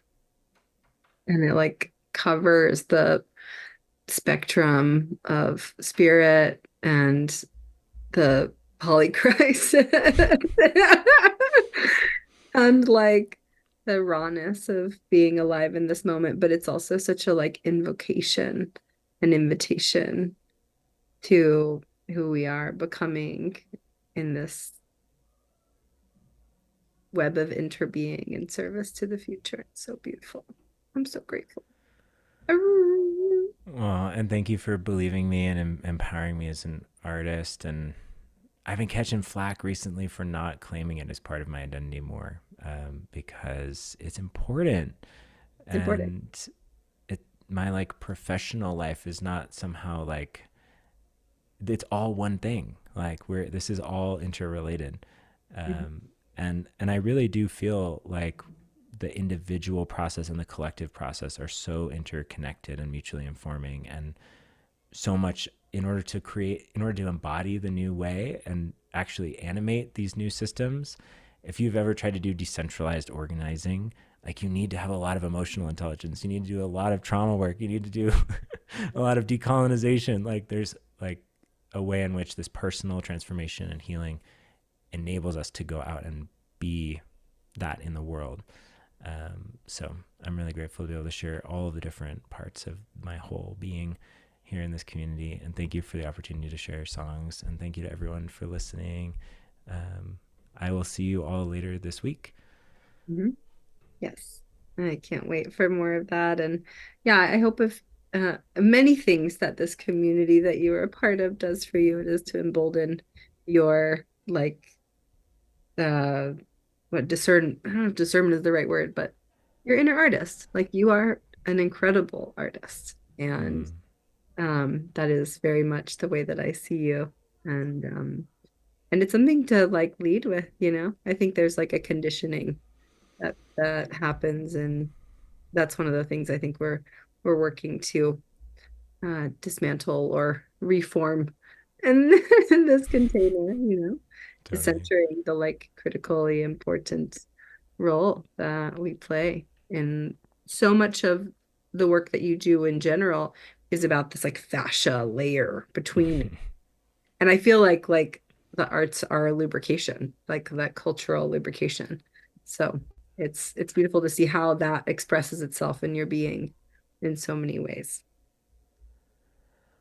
Well, and I would love to weave with the community that's here, in anyone who's listening to this from Colorado. I know that a big part of the next evolution of DSS is bioregional organizing, we're going to be doing a whole summer of bioregional actions, and the arts are going to be right at the forefront of that. And we have so many amazing musicians and artists who are part of this community. So I would love to weave those two together very literally in like community organizing that includes the amazing artists who are here in Colorado. If anyone's listening to this, please come find me on one of my socials and send me a message. And thanks for bringing Josie. Oh my goodness. Wow. It's been incredible to have Josie this year in the community. And I She know calls y'all herself a ritualista, a guerrilla ritualist. And we used to do these performance arts pieces in downtown Boulder where we would just ask people, what do you feel stuck in your life? And we would spend 3 minutes on the clock just throwing different possibilities at them of different ways that they could approach something. And it was called the Bureau of Possibility Management. So this like mischievous art practice, actually like doing live performance art on the street, helping to expand people's awareness of what's possible. I'm really glad that Josie's part of this community now. I feel like that's such a perfect segue to the one and only Miss Emma, who is definitely a stirrer. Oh, but I've got to fawn a little bit before we segue. Oh my goodness. Fun. If you're just tuning in to Regenera, Benjamin has been giving us a life. Oh my goodness. You see, ladies and gentlemen, it just goes to show if you do try a little tenderness, turns out it expands exponentially and your heart just grows and grows. It is so lovely to watch you sing your heart song and such a beautiful way to connect. You clearly have such a mastery of language and storytelling. And so it's nice to hear such concise and yet profound expansions of your observation. That was so lovely, Benjamin. Thank you. Do we all want to unmute and just like have a little Well done, Benjamin. Thank you. Thank you. Oh, Emma, you muted yourself somehow. Come back. Awesome. Well, as I said, I am Miss Emma, and it will be my pleasure to take you from such an ethereal, existential experience into maybe something a bit more sassy and booty shaking. I have been self-tasked with getting together a little collective of some song and dance friends from the Design Science Studio. And I am here on behalf of two of my dear friends who could not be here. I've always loved being present, but I am never minded being in absentia. And so to be present for those in absentia is always good paying it forward for Miss Emma. And I've got some video presentations from a few friends of mine in California, some of whom you may already know and love. But I think after such a soft expansion of all of our equilibrium, maybe it's time to just kick it up a notch real quick and bounce us into this little cabaret segment. I'm going to stop my video and go ahead and share my screen, and I will show you the very beginning of my COVID adventures. I started shooting this video. Oops, I'm so sorry. Where did it go? Oh, it's right here. Sorry, I should have shared my screen just a moment after that. Where are you? I started this video just before COVID and finally finished it about a year ago. This is Coming Up Swinging, my little protest song with Adam Smith. Hi, Lloyd. A little slow tonight, isn't it? Dead Club. Yes, it is, Mr. Smith. We can't see it yet, Emma. What would it be? I haven't shared it yet. I thought I did. I'm awfully glad you asked me that, Lloyd. How about you set him up? We can hear, but we can't see. That is, if you're not too busy. Can you see it now? No, sir. Well, it says there's no, you haven't actually started sharing the screen yet. But I did. It says that Oh, you this is not going to work very well. I might have it shared it. Oh, there we go. unshare and click share screen again. And so there we go. But it doesn't say you have selected audio. So you'll have to click the share audio button so we can hear it.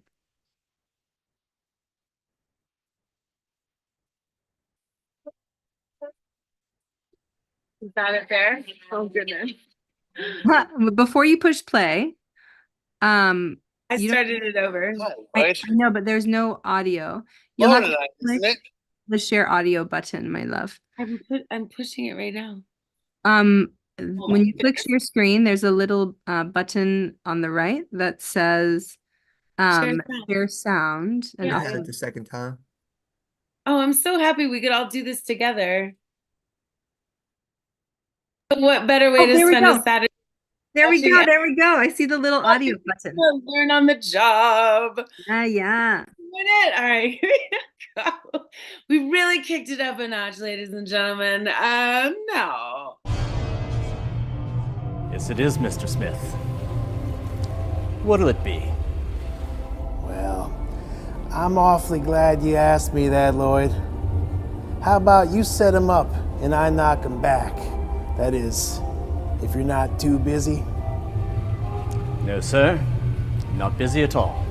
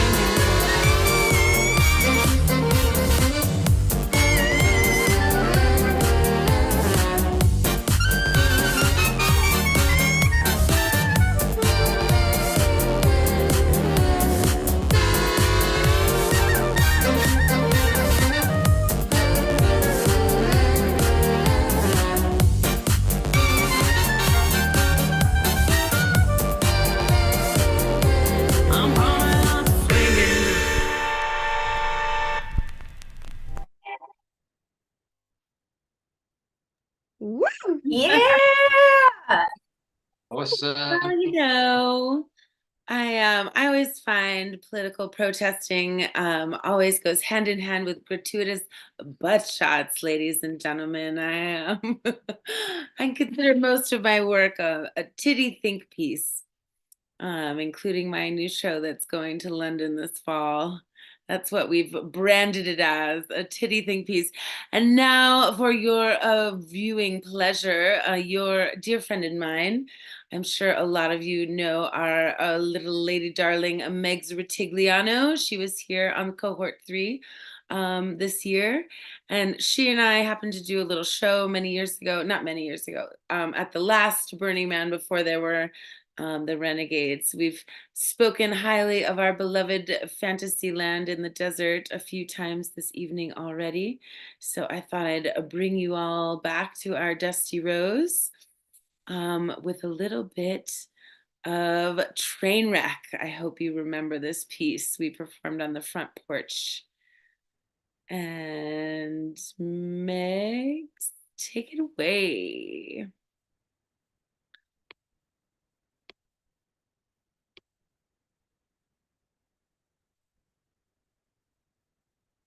Songs that you're about to hear were inspired by the train wreck itself. I chose all songs that had to do with travel, trains, and train wreck relationships. Everybody's had one or two of those, am I right?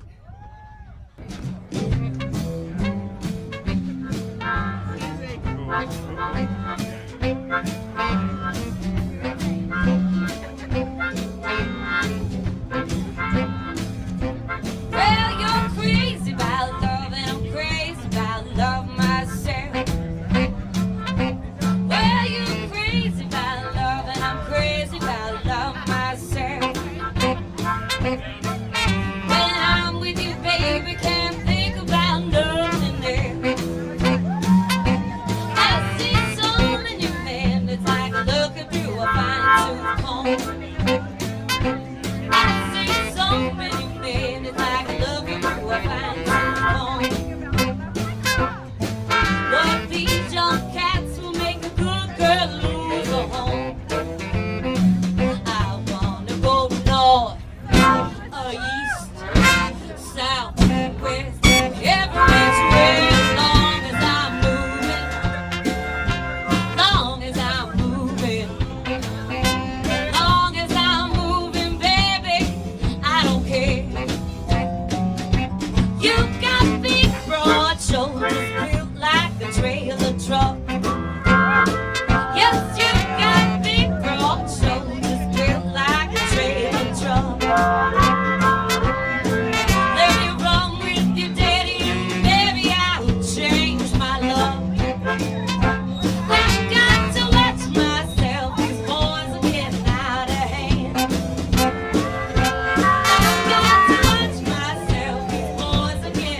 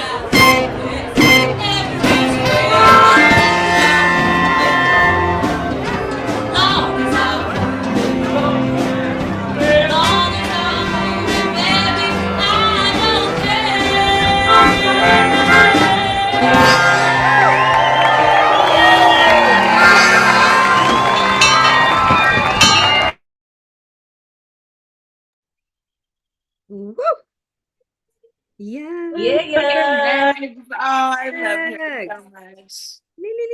She's so fantastic. Hold on, let me turn this off. Oh, she's the best. Hold on. Oh, sorry. I was so excited when she joined this year. Tech is going so great, you guys. Oh, here we go. Singing.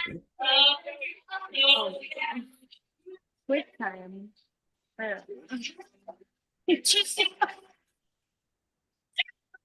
Oh my goodness. There we go, ladies and gentlemen. We just needed one more second of Meg's. Her soaring, sweet melodies. That lady can light up a room. There is no doubt. I adore her, and hopefully we'll see her up here again on the Regenaissance stage. Why don't we hand it over to our friend Cello Joe? I don't know if any of you know Cello Joe like I know Cello Joe, but I adore this man.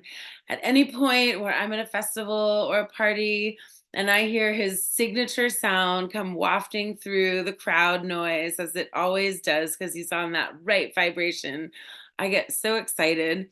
And he wrote this sassy little tune I'm going to play for you. And made a little video out of it. This is called Canceled Music by Cello Joe, getting his trickster on. And away we go. Where are you, Cello Joe?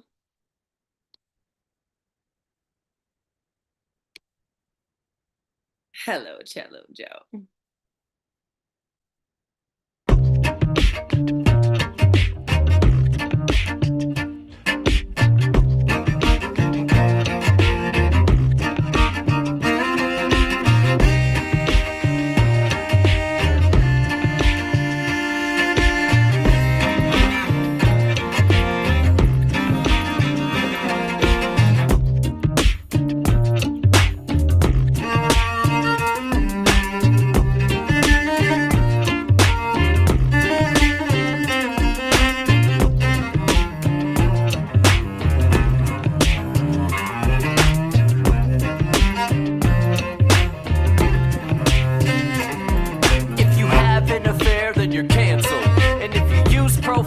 And swear, then you're canceled. You try to do some cultural appropriation, then you're canceled.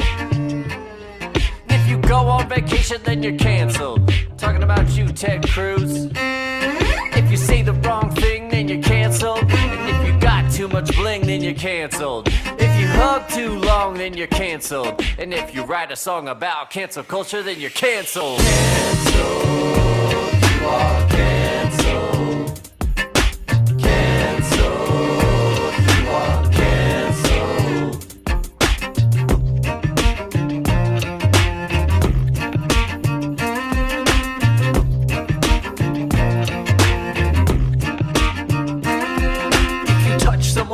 Then you're canceled. And if your hard drive has smut, then you're canceled. And if you don't give a whoop, then you're canceled. And if you eat a duck, then you're canceled. You're canceled cause you're white. You're canceled cause you're black. You're canceled cause you incite to fight. You're canceled cause you caused an attack. If you say the N-word, then you're canceled. If you say the B-word, then you're canceled. If you don't say a word, then you're canceled. If you do say a word, then you're canceled. Canceled, you are canceled. Canceled, you are canceled.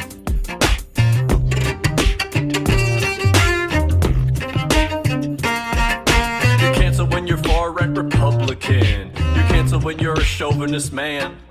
You're canceled when you're far-left Democrat. You're canceled when you call someone fat. If you're conservative, then you're canceled. And if you're liberal, well then you're canceled. You're canceled cause you're American. Canceled cause you're Mexican. Canceled cause you're Asian. Canceled cause you're European. You're uncancelable cause you're woke. You're canceled cause you made a joke. You're canceled cause you did blackface. You're canceled cause you've got no taste. Canceled. You are canceled. Canceled. You are canceled.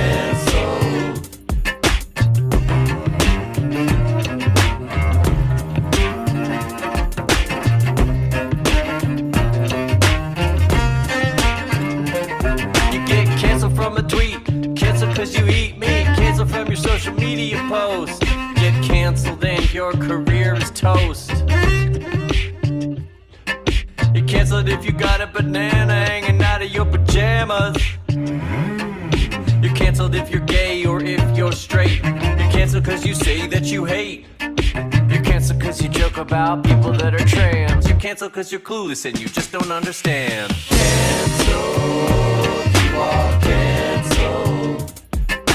Canceled, you are canceled.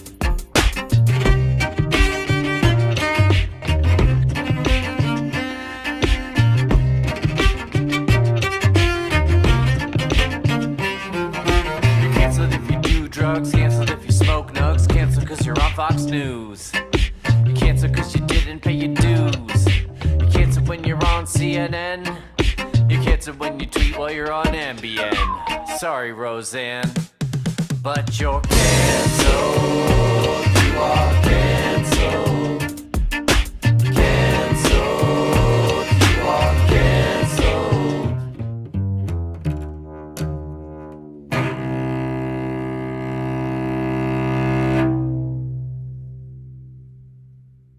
Yeah.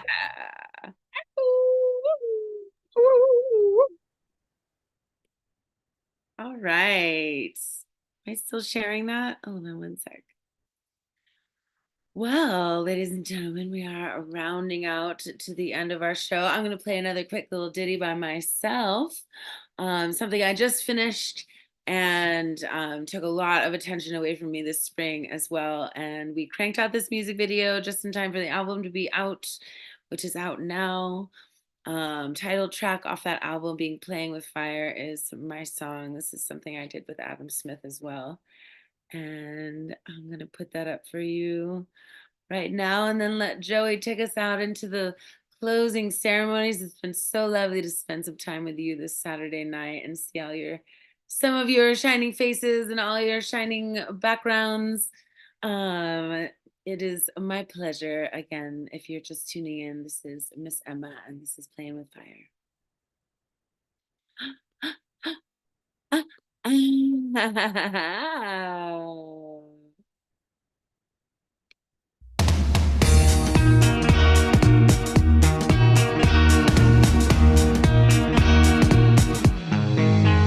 Well, I don't know, but I've been told the day you slow down is the day you get old. And I've been riding around that track, never slowed down and I never looked back. Cause way out west where I wanna be, the open road and the Joshua tree. I'll make my bed beneath the stars, shoot out the lights at the local bars. Before I die, they say I'll break, but I try to give more than I take. I come and go like the rodeo, that's how it is when you ride with the show.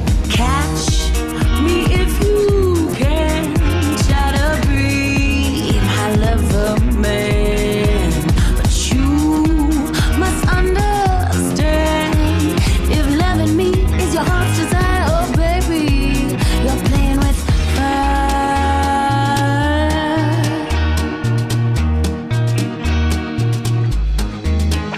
Well, I don't know, but I've been told if you wanna get rich, you gotta sell your soul. And I've been finding that that's a fact. When I eat the rich, it's barely a snack. I spend my time down on their knees and I spend their money whenever I please. You see, a real man's waiting around the bend who can be my lover and can be my friend. He'll live on my empire of dirt, events to build against the pain and hurt. He'll come and go like the rodeo, but we'll die for love by the end of the show. Catch me if you can, try to be my lover man. But you must understand, if loving me is your heart's desire, oh baby, catch me if you can, try to be my lover man. But you must understand, if loving me is your heart's desire, oh baby, you're playing with fire.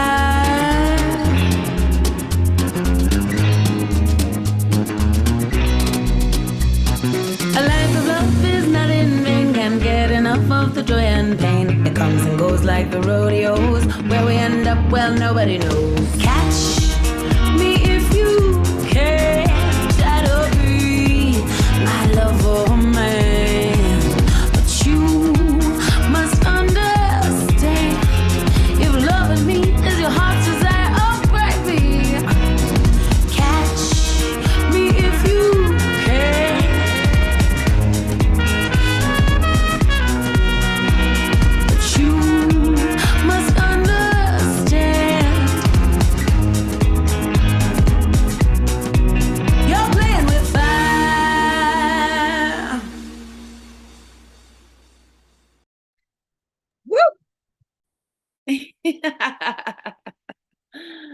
Well, there you have it, ladies and gentlemen. I still get so excited when I see it because it's actually out in the world now. Despite all my personal objections to the many things you'll never know that I know are wrong with it. Oh, the artist's process. Well, it has been lovely being here with y'all.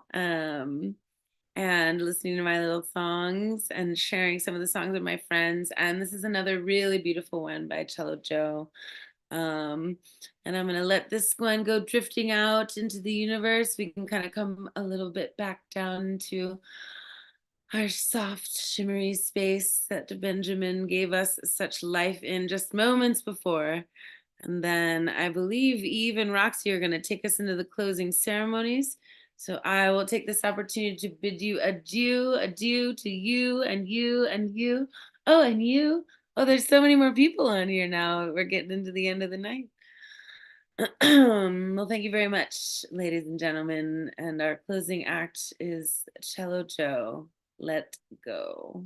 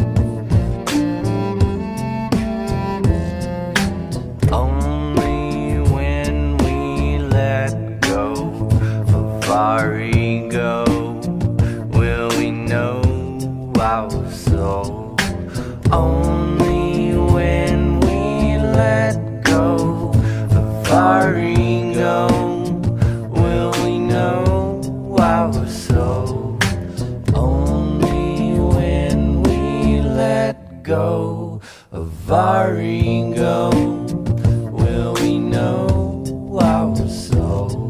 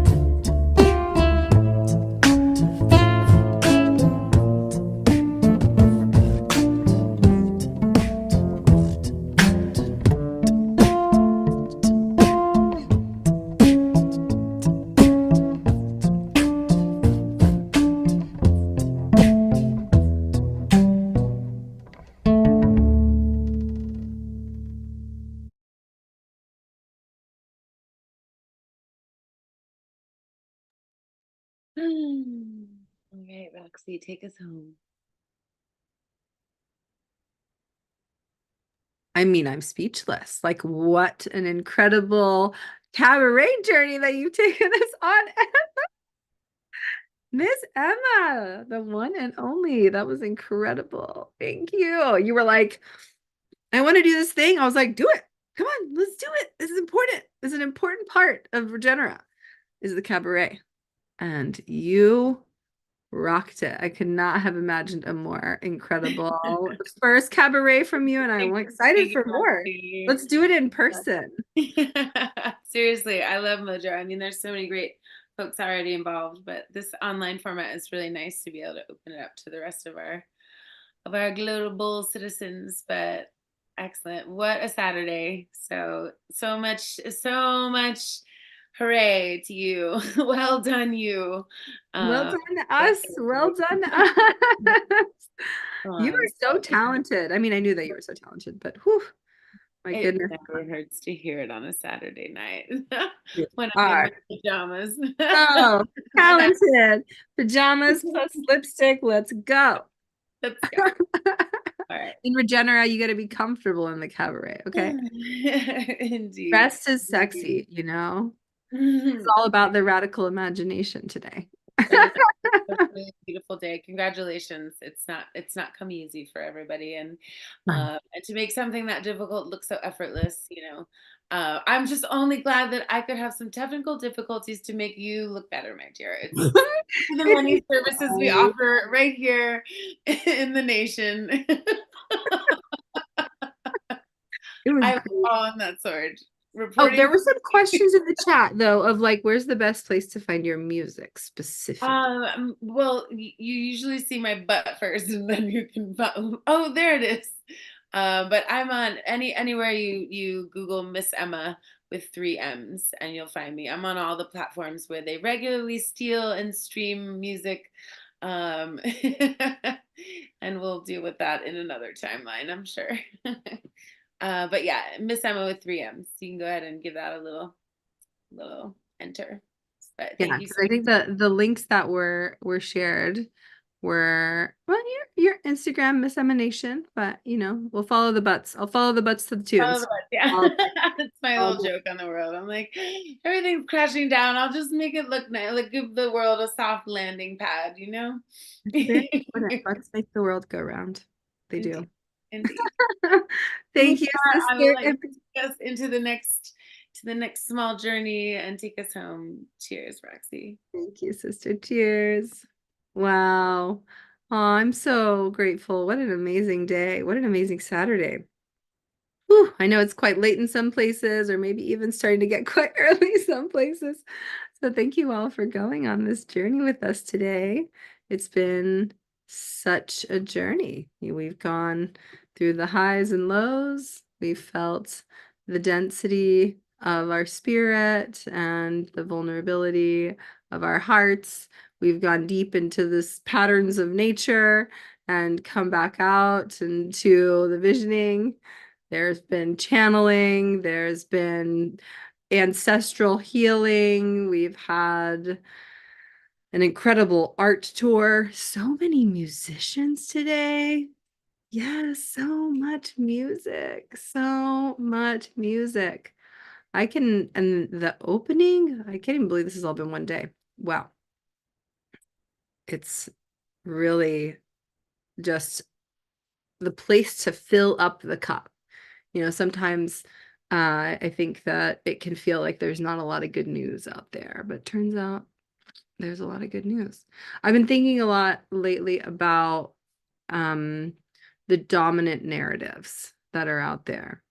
And the media has a lot to do with this, especially in modernity, especially in the West, of what gets amplified. And it's not that there's not a lot of bad things happening, but there's a lot of good news, and there's a lot of good people, and there's a lot of really, really inspiring stuff happening. And we just don't always get to hear about it. And so may this journey in Regenera be a balm for that remembering, that coming back together as we're converging with each other and we're tending those seeds of our radical imagination. This came up a bit whenever Chelvanaya did the participatory weaving session earlier, but right, like how are we decolonizing our imagination? And someone asks, like, how do we know that our imagination is colonized?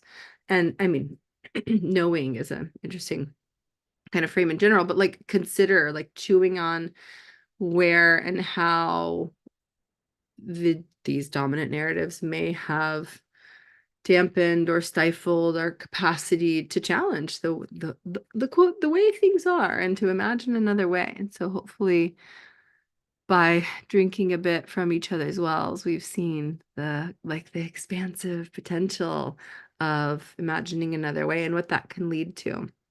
And may this be and continue to be, we're just in day 2, a place that we can return to. And I cannot ever close any of these days without immense overflowing gratitude to everyone who helped make it possible, to each and every one of the artists and the designers, to all of the volunteers, all the production team, to our ancestors and these lands that we're on, to all of the patience it takes to be a part of something like this and be like willing and ready to adjust and adapt together and flow and like show up for each other.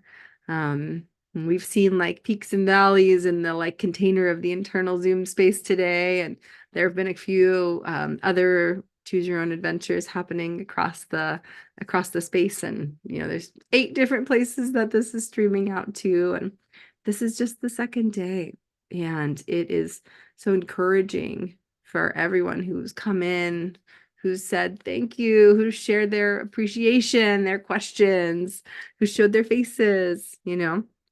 It's and even just coming and supporting each other, it says like you matter and your radical imagination matters. That it was super funny to me that it wasn't until this year that I fully understood that the word radical meant from the root. And it's just been one of those things that I just haven't been able to like shake. I'm like, oh, this is so beautiful. Like I've always felt so like attuned to this word. And when we think about like getting to the root of our imagination and that returning to our childlike joy, that innate kind of birthright that we have to dream, to not like succumb to some sort of societal pattern that we're embedded within, to like shake up and wake up and live those headlines that Oscar was sharing earlier today, and to be inside of spaces like this, encourage more of this dreaming another way. When I first started dating speaker John Ash, who is now my fiance, he 5 years ago, he was sharing with me his ideas about a system beyond capitalism. And I realized that I had never thought about it, like actually thought about it.